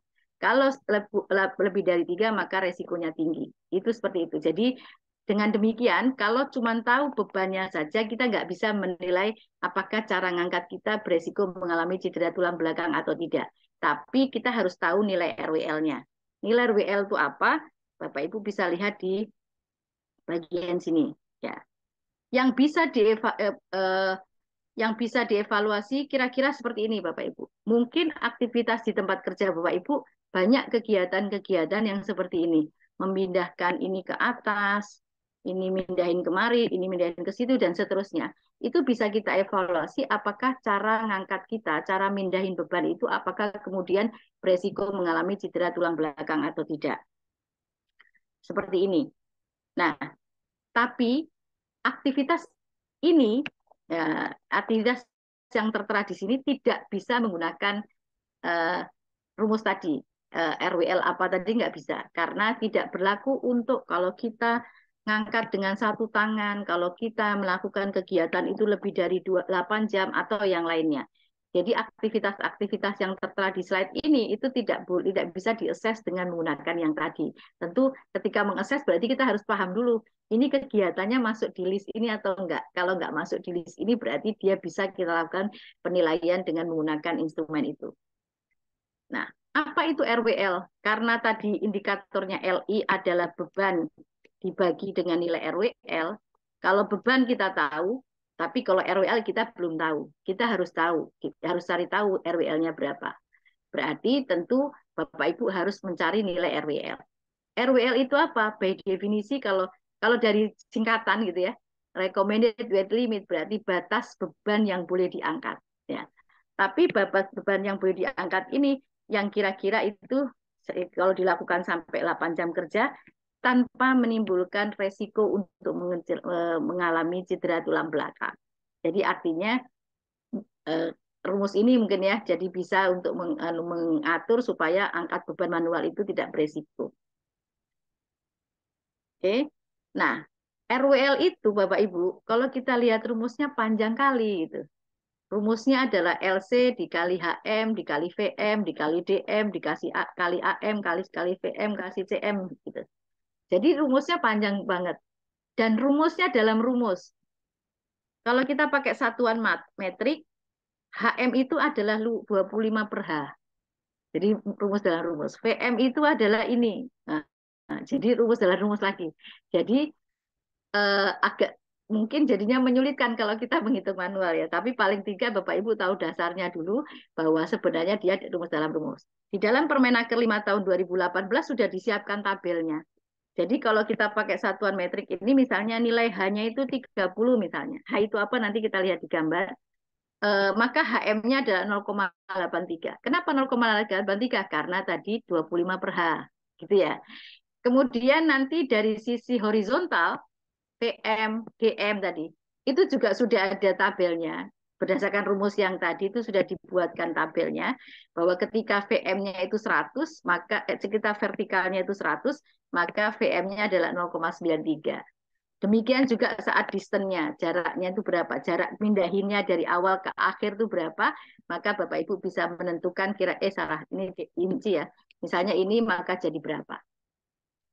Kemudian dari sisi sudut. Jadi pada saat Bapak Ibu melakukan memindahkan barang, bisa jadi aktivitas yang kita lakukan itu membentuk sudut atau tidak. Itu pengaruh terhadap nilai RWL. Kemudian dari sisi frekuensi mengangkat, itu juga pengaruh. Frekuensi mengangkatnya kira-kira berapa? 10 kali semenit atau 1 kali semenit atau berapa kali semenit? Nah, semakin kecil otomatis resikonya semakin kecil. Tapi dipengaruhi oleh durasi. Durasinya hanya dibagi 3, yaitu kurang dari 1, 1 sampai dengan 2, dan 2 lebih dari 2 sampai 8. Karena kita tahu tadi bahwa ketika aktivitas itu dilakukan lebih dari 8 jam, maka dia tidak bisa kita gunakan menggunakan rumus ini. Kemudian selain sudut vertikal, horizontal, distance, maka ada satu indikator lagi yaitu kopling. Bagaimana cara megangnya? Seperti saya sampaikan tadi, tergantung bentuknya kontainer bagus atau enggak pegangannya. Itu ada ketentuannya yang bisa Bapak Ibu gunakan untuk melakukan penilaian apakah kemudian ini cara megangnya itu bagus atau tidak. Nah, dari situ kemudian Bapak Ibu dengan rumus tadi, Bapak Ibu akan mendapatkan nilai RWL. Dengan demikian, Bapak Ibu bisa melakukan penilaian, menilai resiko ini mengalami cedera tulang belakang atau tidak dari nilai lifting index-nya.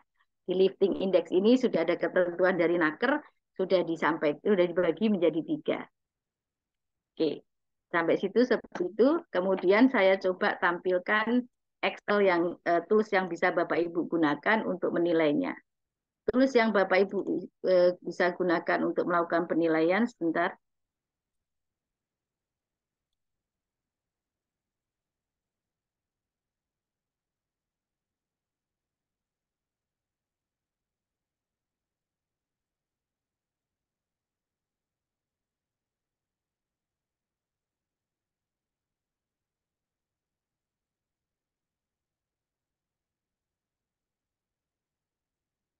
Ya, ini mudah-mudahan kelihatan. Ini Bapak Ibu, ini tulis yang bisa kita gunakan untuk melakukan penilaian. Pilih yang metrik ya satuannya.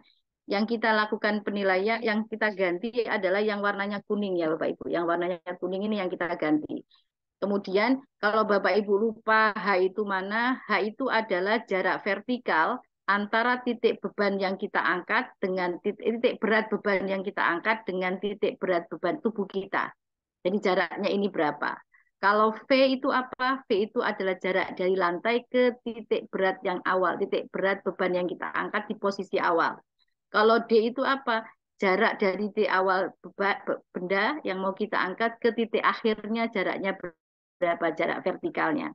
Kemudian angle-nya ini adalah kemungkinan sudut yang kita bentuk. Ya. Kemudian ini ada kopling, ada durasi, ada frekuensi, dan ada yang lainnya. Bapak Ibu tinggal sesuaikan.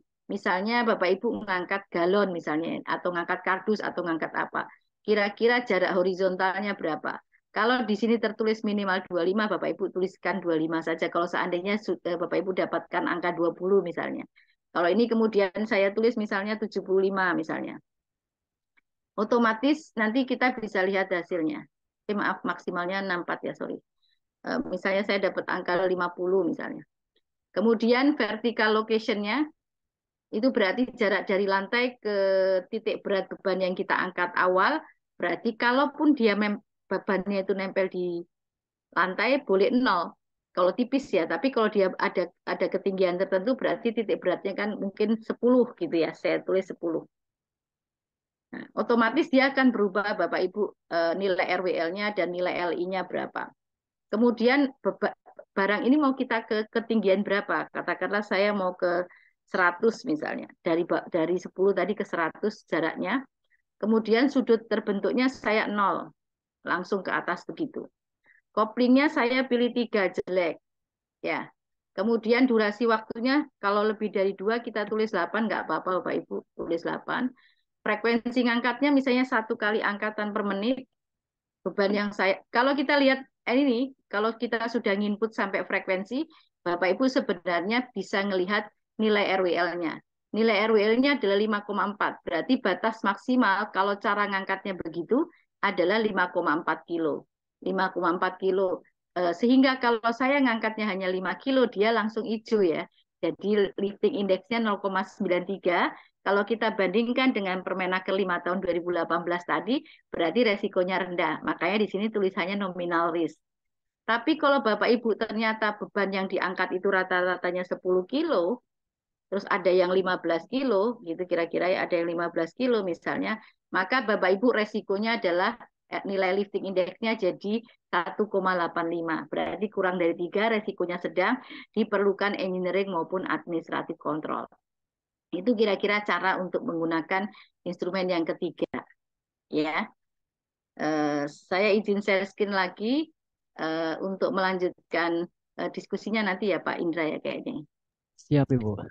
Oke, yang berikutnya adalah terkait dengan SNI. Jadi kalau tadi Bapak Ibu mau milih dengan yang di bukunya AIH boleh, tapi kita juga punya SNI untuk kita gunakan dalam melakukan penilaian resiko ergonomi. Di SNI ini Bapak Ibu, di SNI ini ada ada 3 SNI-nya baru terbit Desember 2021. Jadi barulah, masih baru banget ya. Jadi kita bisa lihat Bapak Ibu, tadi ini sudah kita bahas, di SNI tersebut ada 3 instrumen. Yang pertama adalah instrumen survei keluhan gotrak. Yang kedua adalah daftar periksa potensi bahaya ergonomi. Yang ketiga adalah daftar potensi bahaya ergonomi perkantoran yang sifatnya opsional. Kalau saya juga masih belajar, artinya Bapak Ibu bisa baca sebenarnya SNI-nya kan sudah banyak beredar ya. Langkah pertama yang kita lakukan itu adalah menggunakan survei gotrak terlebih dahulu.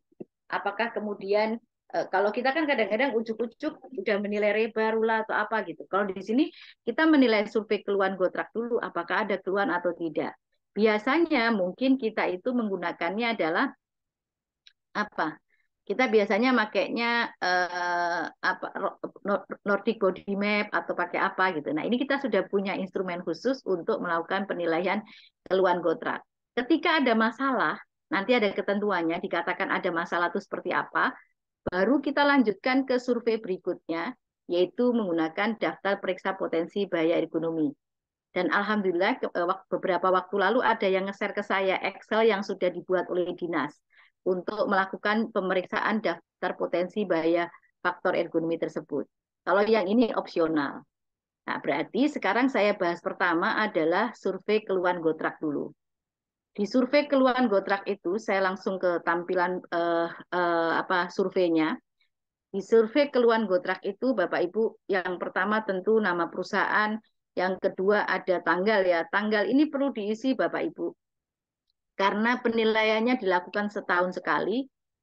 Barangkali tahun ini ada masalah, kemudian Bapak Ibu lakukan perbaikan, tahun depan, tahun besoknya kita lakukan evaluasi lagi apakah ada perbaikan atas keluhan yang dialami pekerja atau tidak. Jadi tahun itu perlu diisi, tanggal itu perlu diisi. Kalau nama opsional Bapak Ibu, kenapa nama opsional? Karena bisa jadi pekerja itu enggan atau merasa baik-baik saja ketika disurvei agar tidak ada pemindahan, misalnya ada rotasi atau ada apa. Jadi nama sifatnya opsional seperti pada saat kita melakukan penilaian psikososial hazard. Itu nama juga nggak perlu disebutkan. Nah, yang penting adalah posisi jabatannya dan deskripsi tugasnya. Ya, jadi Bapak Ibu misalnya saya ngepel, saya nyapu, saya nyetrika, silahkan disebutkan semua aktivitas yang dilakukan dan berapa lama estimasi waktunya. Kenapa ini saya bilang penting? Karena nantinya di ujung hasil survei ini akan ditanyakan, keluhan saya di bagian bahu tadi itu karena pekerjaan yang mana menurut pekerja. Artinya kita bisa langsung tindak lanjuti nanti setelah tahu kira-kira perkiraannya karena aktivitas A. Kemudian di bagian 6 sampai 9 ini Bapak Ibu silahkan dijawab. Untuk pertanyaan nomor 6 adalah misalnya yang tangan yang dominan yang digunakan itu tangan mana? Apakah kedua tangannya saat bekerja, terus masa kerjanya kira-kira berapa lama? Yang ke-8 ke-9 itu adalah kelelahan mental dan kelelahan fisik yang dialami apakah sering ataukah tidak pernah atau kadang-kadang. Silahkan dipilih. Yang menentukan akhirnya lanjut ke survei atau tidak adalah pertanyaan nomor 10. Kalau jawabannya tidak, maka pekerja tidak perlu melanjutkan ke pertanyaan berikutnya. Kenapa? Karena pertanyaan nomor 10 ini, pernahkah dalam 1 tahun terakhir itu Bapak Ibu pekerja itu merasakan rasanya sakit, rasa nyeri, rasa ketidaknyamanan gitu selama 1 tahun pada bagian tubuh tertentu. Kalau dia enggak kan berarti enggak perlu mengisi mappingnya kira-kira seperti itu. Jadi kita bisa tidak. Tapi kalau jawabannya itu iya, misalnya jawabannya iya, maka pekerja itu kemudian harus mengisi pada bagian tubuh manakah yang pekerja tadi menyatakan bahwa ada pernah rasa sakit, ketidaknyamanan, atau yang lainnya pada bagian tubuh tersebut. Tapi ditanyakan seberapa sering kejadiannya rasa sakit itu muncul dan seberapa parah kondisinya. Nah, di sini ada pilihannya. Kalau tidak pernah berarti nggak pernah sama sekali dalam 1 tahun terakhir. Kalau terkadang itu 1 sampai 3 kali dalam setahun. Kalau sering itu 1 sampai 3 kali dalam sebulan. Kalau selalu berarti setiap hari ngerasain. Kira-kira gitu ya. Kemudian dari sisi tingkat keparahannya, itu tidak nyaman. Berarti mulai ada rasa sakit. Kalau sakit itu sakit tapi mengganggu pekerjaan. Tapi kalau sakit parah itu nggak bisa bekerja. Nah, itu ketentuannya ada di mana saya back. Ketentuannya ada di sini tadi. Jadi, seperti pada saat Bapak Ibu melakukan penilaian resiko, kita harus tahu tingkat keparahannya, kita harus tahu tingkat frekuensinya. Tidak nyaman itu ada keluhan, mulai cenderung mengganggu pekerjaan. Sakit itu nyeri yang mengganggu pekerjaan. Kemudian sakit parah itu kalau begini, tidak bisa melakukan pekerjaan. Yang tadi kalau dari sisi frekuensi, terkadang itu 1 sampai 3 kali setahun, kemudian sering itu 1 sampai 3 kali sebulan, dan selalu itu hampir setiap hari. Nah, seperti penilaian resiko berarti kita kalikan antara probabilitas kali konsekuensi, penilaiannya dapat skor tinggi, rendah, atau sedang dari matrik berikut. Jadi nanti kalau saya sering tapi tidak nyaman, maka skornya adalah 6, masuknya sedang. Nanti ada yang mungkin selalu tapi tidak nyaman, skornya 8, jadi masuk resiko yang tinggi. Pekerjaan bagian tubuh yang kemudian dapat skornya tinggi, ya itu dituliskan di sini Bapak Ibu. Yang A, yang B, misalnya yang C, yang D, misalnya dituliskan semua di data kembali. Nah, terus ditanya lagi, pernahkah mengalami cedera sebelumnya? Jangan misalnya bahunya ini ternyata sakit gitu. Pernah cedera di bahu enggak? Kalau pernah, berarti kemungkinan dia sakitnya memang karena cedera. Gitu. Kalau tidak, berarti Bapak Ibu pekerjanya harus menanyakan kira-kira pekerjaan mana yang menyebabkan tadi. Yang tadi sudah ditulis, ngepel, nyapu, atau apa tadi. Sehingga nanti kita bisa tindak lanjuti, perlu tidak lanjuti atau tidak, untuk mengevaluasi tahapan berikutnya. Kemudian kita bisa lihat di sini ketentuannya Bapak Ibu. Survei GoTrack ini untuk menentukan pekerjaan yang akan diamati lebih lanjut. Jadi memang dimulainya dengan survei GoTrack. Kalau bisa ditindaklanjuti kalau apa? Ternyata di sini ditentukannya adalah kalau 30-40% pekerja yang disurvei itu mengalami keluhan. Kalau hanya 10% itu mungkin masih ini. Jadi kalau 30-40% pekerja itu mengalami keluhan cukup tinggi. Keluhan cukup tinggi itu apa? Tadi yang skornya di atas 8. Nah, jadi itu ketentuan pertamanya. Sehingga saya coba buatkan aplikasi baik Android yang Bapak Ibu bisa gunakan. Mungkin masih ada kelemahan, sedang proses perbaikan. Nanti bisa diberikan masukan ke saya untuk diperbaiki. Aplikasinya saya berikan nama Psikotrack. Bapak Ibu bisa download. Sementara ini yang bisa diakses hanya responden. Kemudian nanti setelah Bapak Ibu klik ini akan muncul tampilan seperti ini. Lanjutkan saja karena masih proses perbaikan. Silahkan diketik lanjut ya. Kalau sudah lanjut, nanti Bapak Ibu lakukan pengisian sesuai dengan instrumen tadi ya. Di SNI tadi ditanyakan apa saja, apakah dominan kanan, masa kerjanya berapa, sering nggak mengalami kelelahan mental, sering nggak mengalami kelelahan fisik. Ketika nanti dijawab tidak, maka tubuh ini nggak muncul. Mappingnya nggak muncul. Tapi kalau Bapak Ibu jawab iya, maka mapping tubuhnya akan muncul. Nah, ketika mapping tubuh ini muncul, sementara ini saya masih membuatnya coklat semua, tapi sudah ada masukan dari pengguna. untuk menjadikan warna hijau semua. Jadi kalau ini jadi agak lama surveinya. Jadi ketika ini munculnya warna coklat, nanti Bapak Ibu klik bagian tertentu, tubuh tertentu, tangan kiri misalnya, nanti akan muncul. Kadang-kadang kita kan lupa, terkadang itu yang apa, sering itu yang apa, tapi kalau dimunculkan begini tinggal ceklik-ceklik. Kalau kemudian sudah ketemu, maka dia akan termapping warnanya sesuai dengan matrik yang resiko tadi. Nah, kalau seandainya ini warnanya hijau semua gitu di awalnya ya, jadi yang sakit mana nih, pundak sama kaki, atau sama sini misalnya, otomatis pekerjanya tinggal ngeklik 2 kali. Kalau yang ini harus ngeklik semuanya. Kemudian, oke, setelah itu yang merah-merah otomatis pindah ke sini, Bapak Ibu. Nah, tinggal ada pilihan apakah pernah cedera atau enggak, dan bisa ada pilihan karena pekerjaan yang mana. Sehingga nanti akan muncul PDF-nya atau preview-nya kira-kira mapping dari keluhan dari pekerja itu apa. Ini per orang. Tapi meskipun nggak ada namanya, nanti Bapak Ibu nilai apakah ada 30-40% yang mengalami keluhan tersebut atau tidak. Itu survei pertama.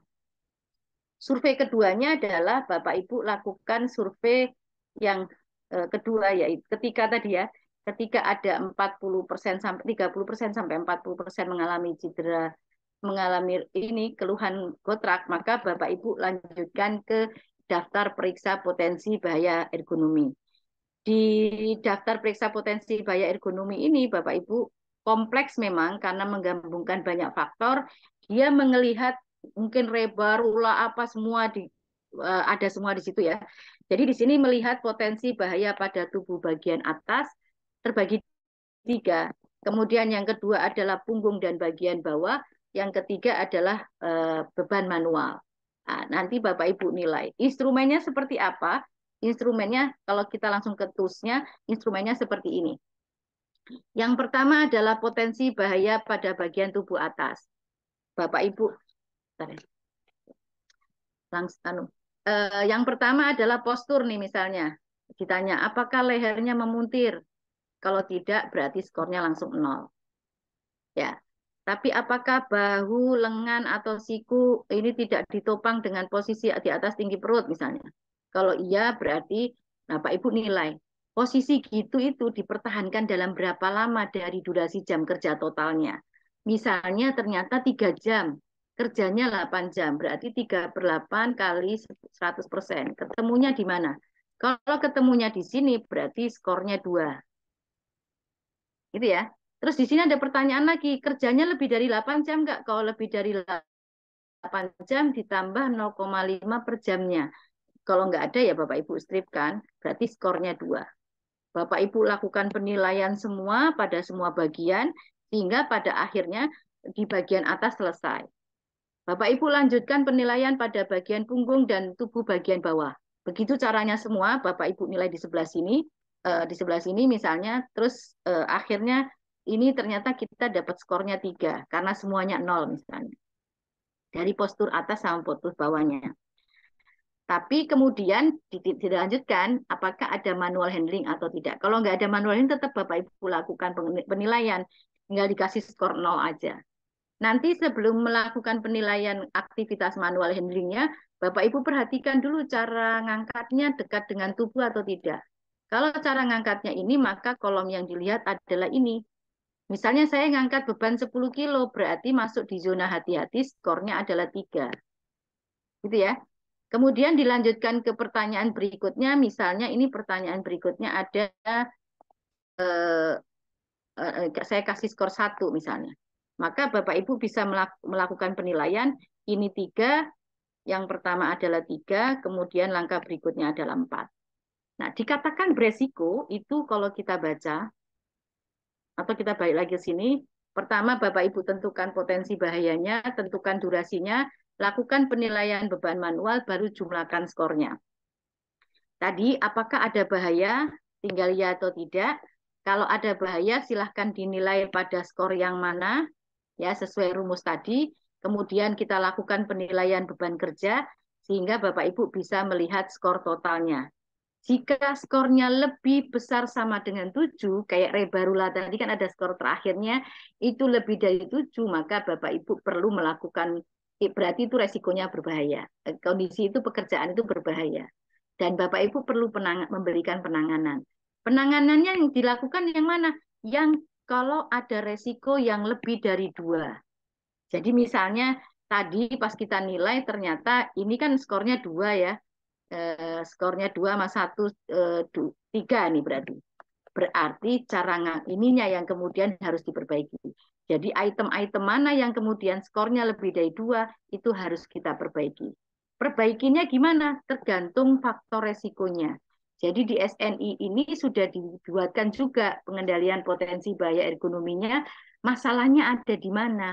Apakah di pengaturan jam kerja, apakah di postur kerja, apakah di force yang terlalu tinggi, usaha berlebih, atau di mana? Nah, sudah ada beberapa alternatif solusi yang diberikan untuk pengendalian yang bisa kita pilih berdasarkan faktor resiko yang ada. Kalau masalah usaha berlebih push atau pull, Bapak Ibu bisa memilih alternatif-alternatif yang diberikan. Barangkali bisa memberikan ide ke Bapak Ibu untuk menyelesaikan solusi tersebut. Semua ada Bapak Ibu di sini. Ya, sampai pengaturan jam kerja. Nah, yang terakhir yaitu yang opsional, yang terakhir ya. Yang terakhir adalah daftar periksa potensi bahaya faktor ergonomi di perkantoran yang sifatnya opsional. Kalau ini mungkin lebih mudah daripada yang daftar periksa tadi, karena sudah ada list pertanyaan dan jawabannya ya atau tidak.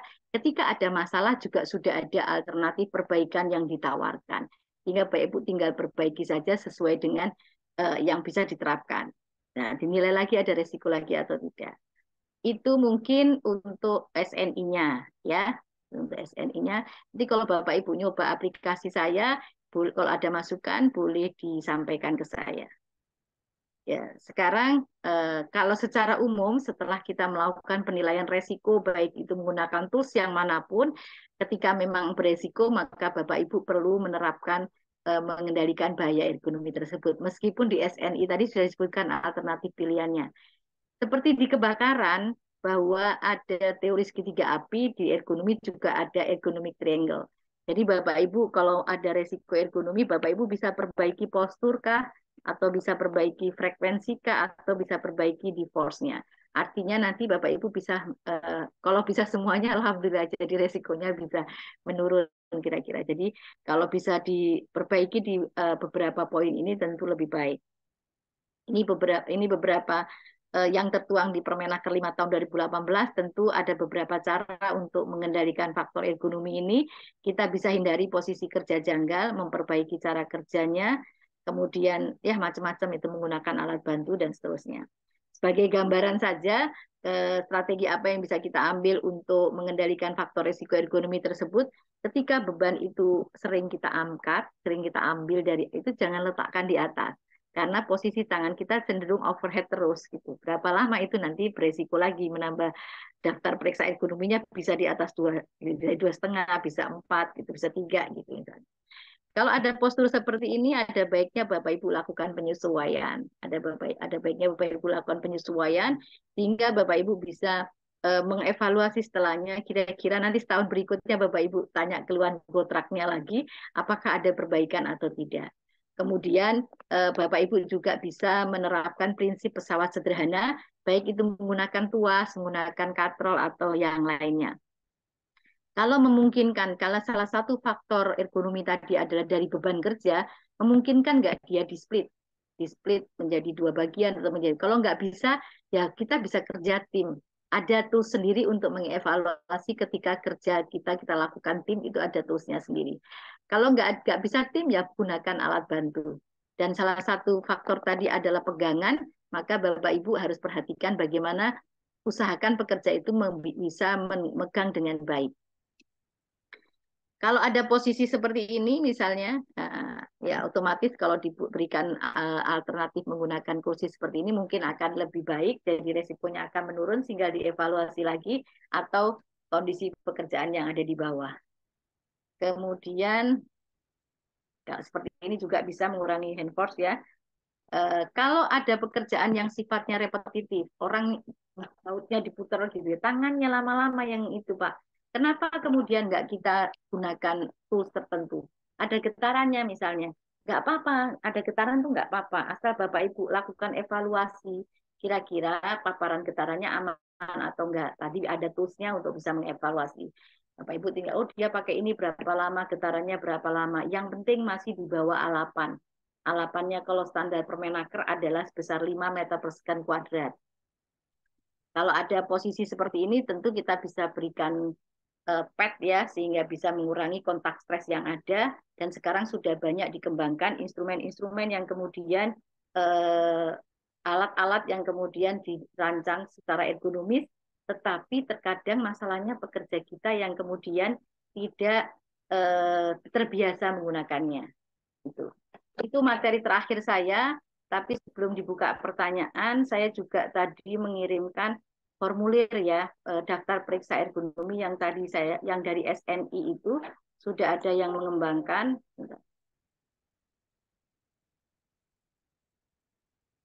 Sudah ada yang mengembangkan sebentar. Ini ya, ini materi ininya. Bapak Ibu bisa lihat di sini. Ini jadi ada 2 sheet ya. Sheet pertama adalah postur tubuhnya, ada penilaian postur bagian atas, ada penilaian postur bagian bawah. Jadi sudah ada semuanya. Kemudian di sheet keduanya ada pengangkatan beban manual yang dilakukannya. Apakah dekat dengan tubuh, apakah tidak, apakah jauh dari tubuh. Jadi ada 3 opsi. Nanti Bapak Ibu melakukan penilaian sesuai dengan langkah yang tadi saya jelaskan. Caranya gimana? Tinggal kasih silang aja Bapak Ibu di sini. Diisi bagian ini dengan X gitu atau kosongkan. Kalau tidak ya Bapak Ibu, oh tidak ada berarti di sini. Nanti otomatis dia akan melakukan penilaian. Misalnya ini ada ya, mohon maaf. Kalau ini saya bentar, balik ya Pak.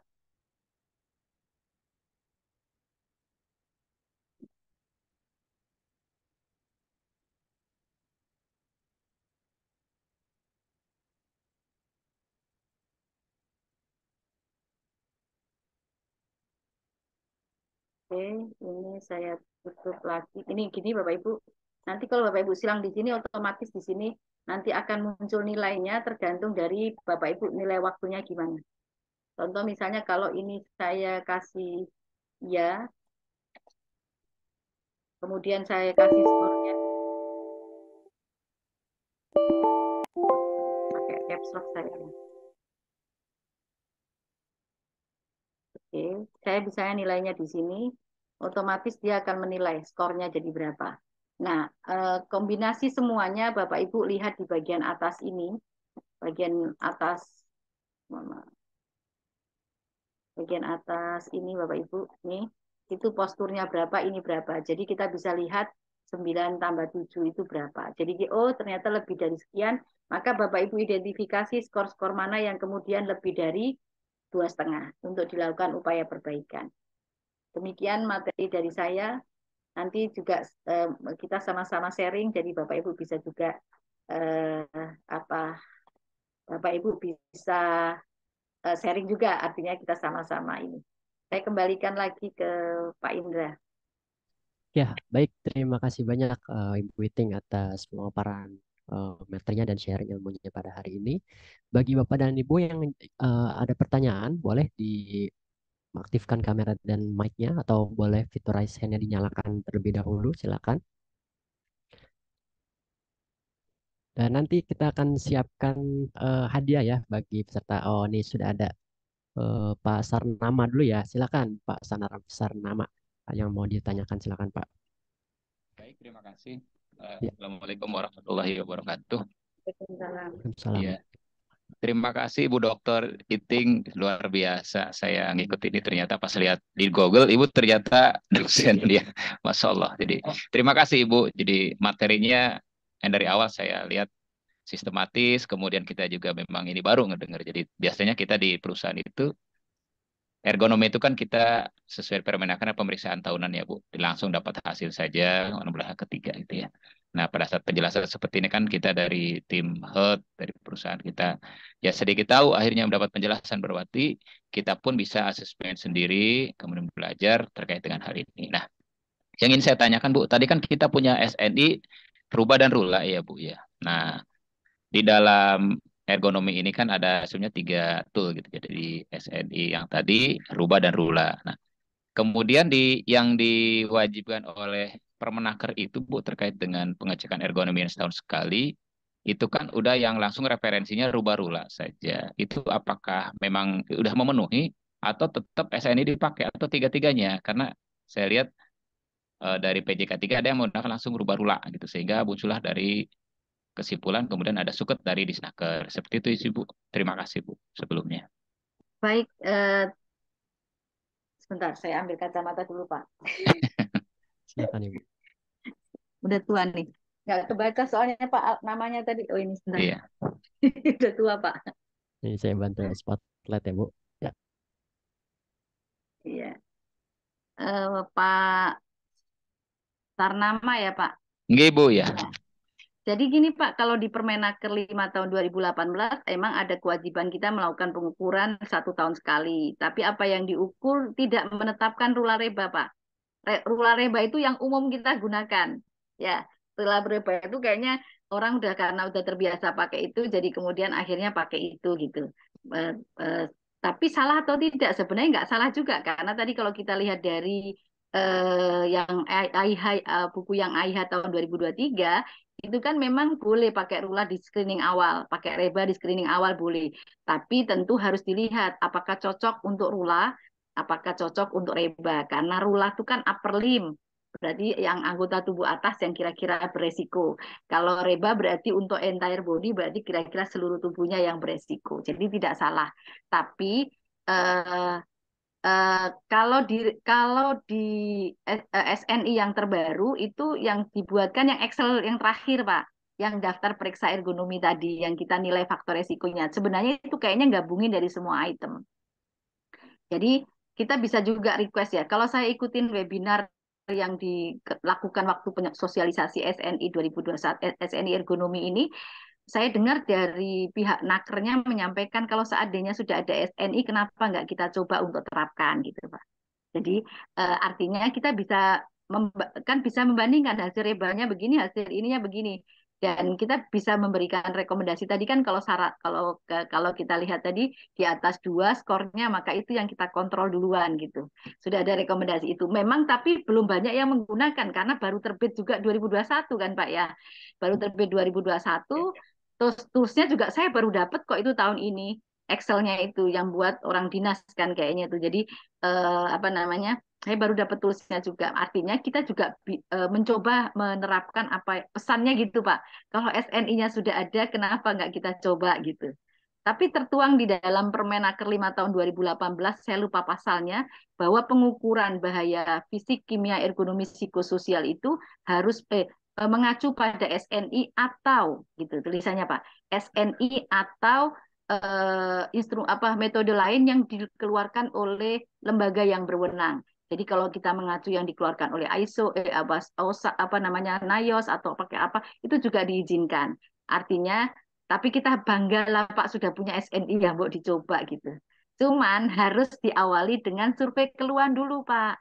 Ada keluhan atau tidak? Kalau nggak ada keluhan ya ngapain kita itu pasti aman-aman aja gitu. Kalau kemudian ada keluhan baru kita tindak lanjuti. Gitu Pak Sarnama. Oke, berarti kan tentu PJK 3 juga karena ini juga dari Disnaker artinya kan sudah dapat analisa ya. Jadi kita itu udah kalau dari perusahaan artinya pada saat PJK 3 melakukan satu asesmen, kemudian hasil, kemudian ada surat suketnya, dan itu sudah real hasilnya di tanda pihak berwenang itu udah cukup ya Bu ya. Artinya tidak istilahnya metodenya tuh harus bebas selama diatur dan kalaupun memang ada tidak sesuaian berarti tinggal pengendalian gitu kan ya Bu ya. Baik, baik. Siap. Jadi Ibu terima kasih. ya ada misalnya setelah pengukuran ya baik itu tidak hanya bahaya ergonomi, misalnya kebisingan misalnya Pak ya. Misalnya PJK 3-nya melakukan pengukuran ternyata kok di atas nilai ambang batas terus dapat surat keterangan tidak memenuhi syarat nanti dikasih stiker. Itu bukan hal yang kemudian harus kita takuti gitu Pak. Karena memang diberikan stiker itu untuk menunjukkan bahwa lokasi itu berbahaya. kalau orang masuk ke lokasi itu harus diproteksi gitu. Jadi misalnya kebisingannya 90 atau 100, berarti harus pakai double protection misalnya, sudah kita tetapkan. Nggak apa-apa, jangan kemudian diulangi dong pengukurannya biar resikonya rendah. Nggak ada. Kalau memang 100 aja biar dapat stiker, nanti stikernya ditempel. Saya kalau ke lokasi Bapak jadi tahu, oh ini 100. Jadi saya harus pakai double protection misalnya seperti itu. Jadi dapat stiker itu bukan sesuatu yang harus kita momok yang harus kita inikan gitu kita Pak Suna Pak. Yang kedua Ibu boleh satu lagi. Ya. Terkait aplikasi Sigotrak luar biasa ini. Ya, monggo dicoba Pak Nah, kalau nanti sudah maksud ada saya gini, masukan. aplikasi Sigotrak ini kan artinya aplikasi independen ya, yang kita perusahaan bisa gunakan sebagai tool untuk minimal kalau kita dengan ada aplikasikan pada saat ada section kerja yang ada potensi ergonomi, kita kasih ke pekerja kita, silakan aplikasi pilih sendiri. Nah, nanti kita punya parameter nih, misalkan kita sudah punya estimasi kira-kira ini ada potensi. Kemudian si yang bersangkutan kan ngisi aplikasi itu ya, Bu ya. Nah, kalau udah ada berarti kan misalkan nilainya agak kuning atau merah nih ada potensi. Berarti kita kembangkan dan itu jadi perhatian. Itu ya, Bu ya. Baik. Betul. Nah, kalau udah sempurna mungkin aplikasinya udah clear, kita bisa publish, boleh kali download di Play Store ya. Udah di-download, boleh Oh, di-download sudah. Pak. Sudah Oh, dipakai. tapi ini belum belum bisa, maksudnya kita bisa gunakan untuk pribadi dulu ya. Nanti Bisa. berarti datanya masuk ke Ibu atau itu dari PDF itu data. Bapak nanti screenshot aja disimpan PDF-nya di handphone Bapak. Jadi sebagai itu kita ya. Jadi Iya. sebenarnya subjektif kan gimana orang kondisi, kalau lihat kondisinya lagi mungkin lagi ya lagi tenang isinya. Iya, Kalau Bapak ada itu lagi anu lah kok suruh ngaku beneran Pak. Nanti kalau lagi tenang. siap. Terima kasih Bu, terima kasih. Dua pertanyaan, terima Sama-sama. kasih Bu. Ya. Ya. Terima kasih. Baik, terima kasih Pak Sarnama. Baik, selanjutnya mungkin dari Ibu Elvira ya, Ibu. Silakan Ibu Elvira, dinyalakan mic-nya dan kameranya Ibu. Sebentar ini saya Baik, stop aja. sebelumnya terima kasih kepada Bu Inti. Ini materinya benar-benar bagus banget. Dan kebetulan di sini kan saya masih mahasiswa ya dan sedang mengambil tugas akhir terkait ergonomi dan mengacu pada SNI yang 2011 tahun 2001 dan saya menggunakan metode REBA. Jadi mungkin ada beberapa pertanyaan ya yang bakal ditanyain. Dari yang saya pelajari sebelumnya pas mengerjakan tugas akhir itu kan di esensi itu kan ada yang perlu dijelaskan tadi itu kontrak pada lampiran A-nya. Terus di lampiran D-nya itu kan baru ada penilaian yang seperti reba dan rola. Tapi selain kontrak itu ada Nordic Body Map sama yang reba rola. Terus juga ada OWAS, Ovako Work Analysis System. Nah, saya tuh masih bingung itu lebih bagus yang mana ya di antara empat acuannya. Ya. Terima kasih, Bu. Ya, saya tuh karena bergema saya coba saya ulang pertanyaannya begini bukan? Jadi ada beberapa tools yang mau digunakan kan? Iya, Kira-kira milih yang mana gitu ya? iya, Ada GoTrack, ada Nordic Body Map, ada Rula, ada Berela, ada Reba, ada tools, ada daftar periksa ergonomi gitu kan? Ya. iya. Nah, sekarang kalau untuk skripsi, untuk penelitian berarti antara Rula sama GoTrack tadi beda. Jadi pasti itu variabel dependennya gitu. Jadi keluhan muskuloskeletal disordernya bisa dilakukan penilaian dengan menggunakan GoTrack tadi atau bisa digunakan Nordic Body Map atau apa. Kalau masalah kemudian akhirnya saya milih GoTrack karena ini mau nyoba uji coba yang punya Indonesia gitu ya saya, atau saya pilih Nordic Body Map karena lebih cocok begini, terserah saja. Jadi tentu itu justifikasi peneliti akhirnya milih instrumen yang mana. Nah, kalau instrumen reba, rula atau daftar periksa ini atau ya atau tadi noise lifting index misalnya itu adalah untuk menilai variabel independennya, yaitu paparan faktor resiko ergonominya, kira-kira bermasalah atau tidak. Nah, itu sebenarnya pemilihannya juga kembali ke peneliti, kira-kira yang di pekerjaan yang akan di-assess itu kira-kira yang seperti apa. Nah, nanti pakai aja flowchart yang dari AIH itu. Kalau ternyata dia lebih ke postur janggal, kita pilih yang mana. Kalau dia lebih kemana, kita pilih yang mana gitu. Jadi kita bisa memilih menggunakan reba, bisa menggunakan rula, atau bisa menggunakan instrumen lain tergantung dari tujuan penelitian kita. Itu mungkin jawaban saya, Mbak Elvira ya. Baik, terima kasih. izin bertanya lagi, Bu.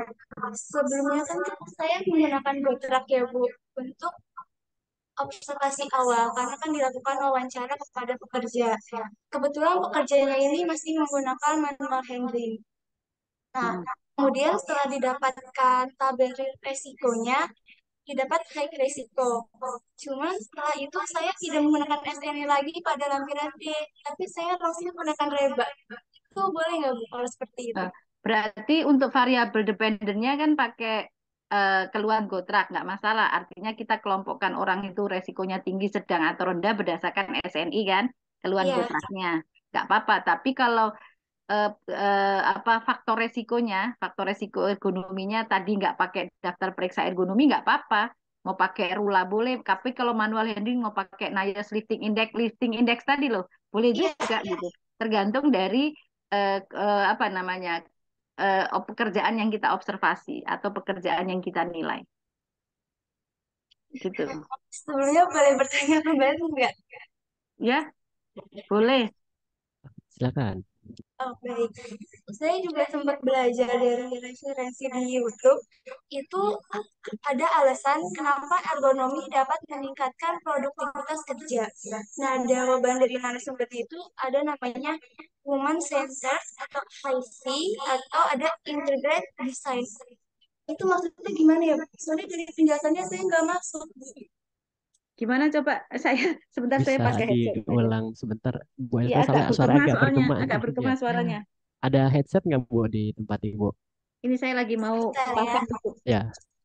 Atau yang tadi kata-kata apa namanya itunya bisa diketik Bu biar lebih kita bisa baca. Soalnya tadi agak bergema. Ya, bergema juga nggak ya tempat lain? Sama Bu bergema juga. Sama, jadi Sama, nggak Bu. jelas. Boleh saya diketik juga boleh nanti ke yang lain dulu pertanyaannya sambil nunggu ketikannya. Saya ketik dulu ya, Bu. Iya, Boleh.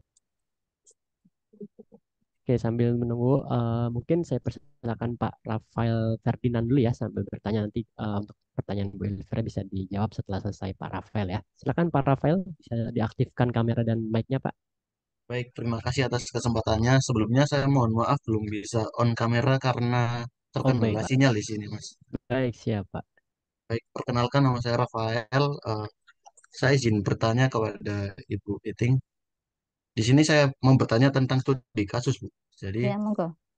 apa yang harus kita lakukan ketika kita mengetahui sebuah pekerjaan itu sangat tidak ergonomis dan mengakibatkan WMSDS. Namun pekerjaan tersebut merupakan core dari perusahaan tersebut atau yang saya maksud di sini itu karena ya memang kerjanya seperti itu. Jadi atasan itu memang melihatnya itu kayak fine-fine aja gitu. Jadi apa yang harus kita lakukan sebagai orang K3 karena memang kondisi di lapangan bisa saja sangat berbeda dengan teori, Bu. Seperti itu. Terima Ya, kasih. sama-sama Pak. Saya coba jawab ya Pak. Saya jawabnya regulasi dulu ya Pak. Saya jawabnya regulasi dulu. Ibu monggo. Kalau berdasarkan Undang-Undang Nomor 1 Tahun 70 itu disampaikan bahwa pekerja itu berhak menyatakan keberatan kalau aspek ketiganya belum terpenuhi.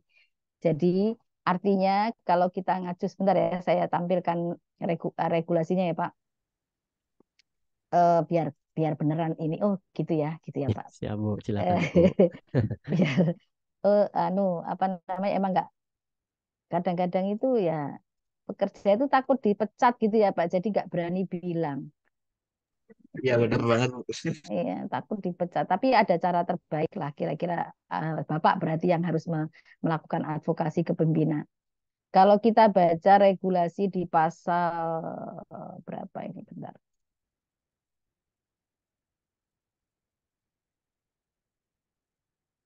Ini Pak, di bab 8 ya, ada kewajiban hak dan hak tenaga kerja. Haknya itu menyatakan keberatan jika syarat K3-nya dipenuhi. Nah, ya, artinya kalau tadi berarti kita menyatakan keberatan. Cuman cara menyatakan keberatan itu gimana ya supaya tadi tidak berdampak pada kemungkinan kita dipecat atau kemungkinan yang lain gitu ya Pak ya. Jadi caranya adalah kalau tadi kan sudah saya paparkan. Bapak tunjukkan dengan data supaya pimpinan kemudian terbuka matanya. Berarti orang-orang yang melakukan pekerjaan itu Bapak survei keluhan gotraknya dulu. Ada nggak 30-40% itu orang mengalami keluhan? Jangan bayangkan kalau saya tiba-tiba disuruh melakukan aktivitas itu, pasti langsung saya aduh, sakit semua. Karena saya nggak pernah gitu kan. Kalau orang-orang itu kan sudah kebiasaan melakukan aktivitas. Jadi orang itu yang kemudian Bapak survei menggunakan survei keluhan Gotra. Bapak sampaikan di regulasi itu ada tuh ininya gitu, SNI-nya bunyi begini gitu. Jadi lakukan survei di 30-40% orang mengalami keluhan atau enggak. Artinya kalau 10 orang pekerja ada 3 saja yang mengeluh, maka Bapak harus lakukan identifikasi kenapa. Ini yang dikeluhkan karena aktivitas yang mana. Kan tadi mungkin aktivitasnya bisa jadi pekerjaan itu tapi sub-subnya banyak gitu Pak. Misalnya ada yang ngelas, ada yang apa, ada yang apa. Karena aktivitas yang mana? Bapak periksa lagi itu pakai daftar periksa ergonomi tadi, Pak. Ya kan?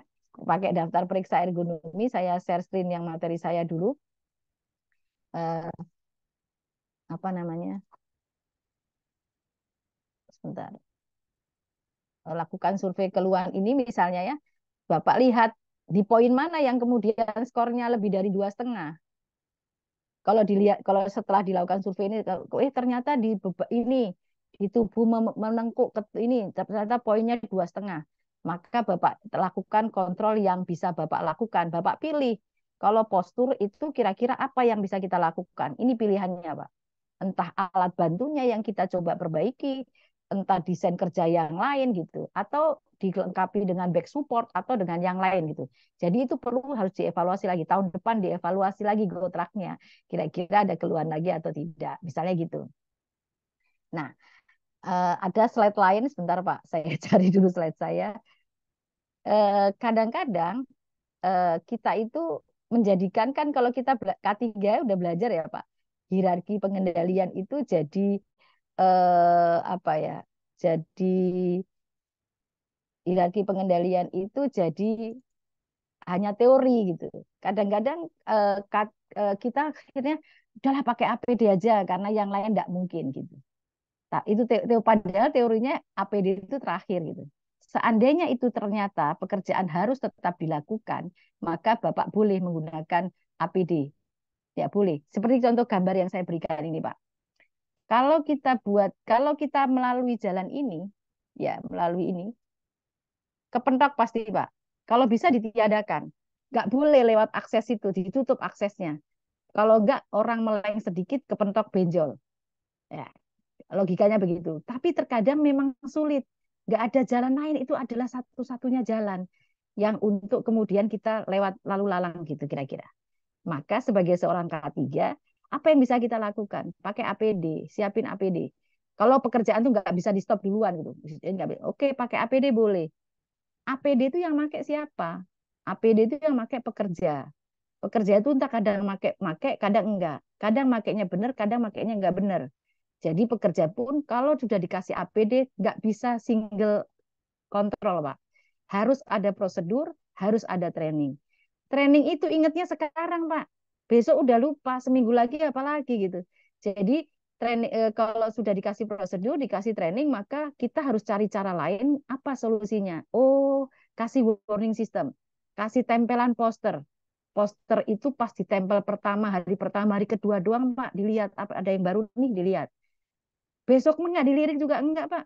Maka orang K3 itu nggak bisa tinggal diam, dia harus tetap cari cara gimana supaya resikonya turun.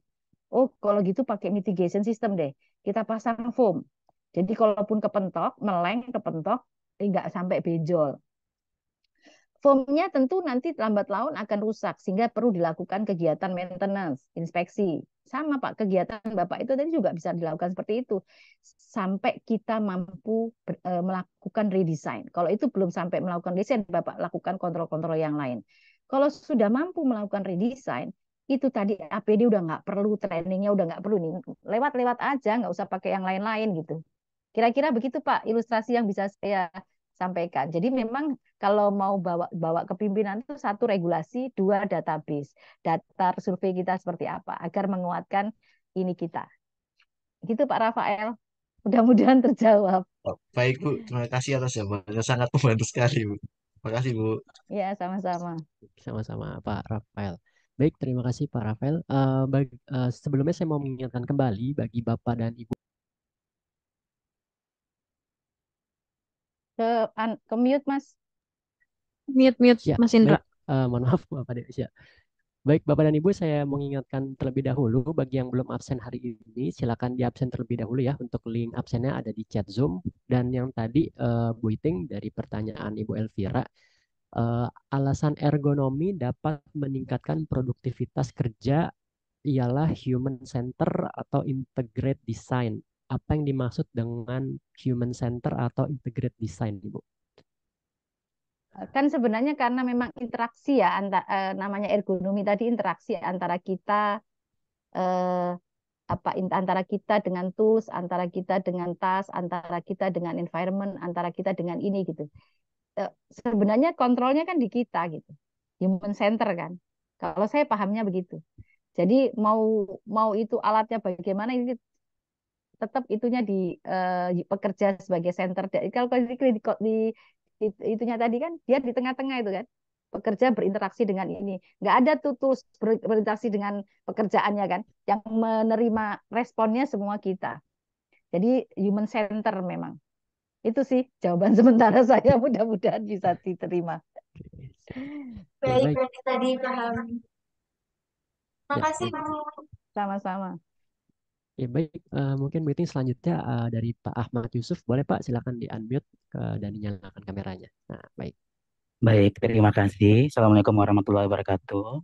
Waalaikumsalam. Ya, salam sejahtera untuk kita semua. Pertama-tama saya ingin berterima kasih dan apresiasi kepada HSP Academy yang udah memfasilitasi kegiatan-kegiatan yang luar biasa sekali termasuk hari ini. Yang kedua juga udah mendatangkan narasumber kita yang luar biasa, Ibu Iting. Terima kasih Ibu untuk menteri yang luar biasa. Perkenalkan, nama saya Yose dari Poltekkes Kemenkes Tanjung Pinang. Sebenarnya sudah mengikuti beberapa seminar dari HSP dan juga pernah mengikuti satu training mengenai K3 linker dan HIMO ya kalau tidak salah. Ya baik, saya ada 4 pertanyaan, boleh? Boleh. Oke, yang pertama mengenai penilaian subjektif, Bu. Kan setiap orang memiliki subjektivitas sendiri kan, Bu. Asesmen pertama, asesmen kedua berbeda. Nah itu bagaimana untuk mengendalikan biasnya, Bu? Karena setiap orang berbeda. Terus yang kedua, mengenai kita menggunakan instrumen dari luar negeri atau dari negara lain. Apakah ada faktor konversi? Karena kan mengingat antropometri tubuh Indonesia lebih kecil dibandingkan orang luar gitu, Bu. Sebenarnya instrumen kita gunakan instrumen dari luar. Apakah ada faktor konversi atau konstansa konversinya? Untuk setiap instrumen yang kita gunakan, kita adopsi atau kita modifikasi. Yang ketiga, mengenai kombinasi exposure, Bu. Terkadang si pekerja ini mengalami beberapa keluhan akibat dari gimana penilaiannya, apakah satu atau skala. Ternyata memiliki perbedaan yang sangat signifikan. Kita bisa menginisiasi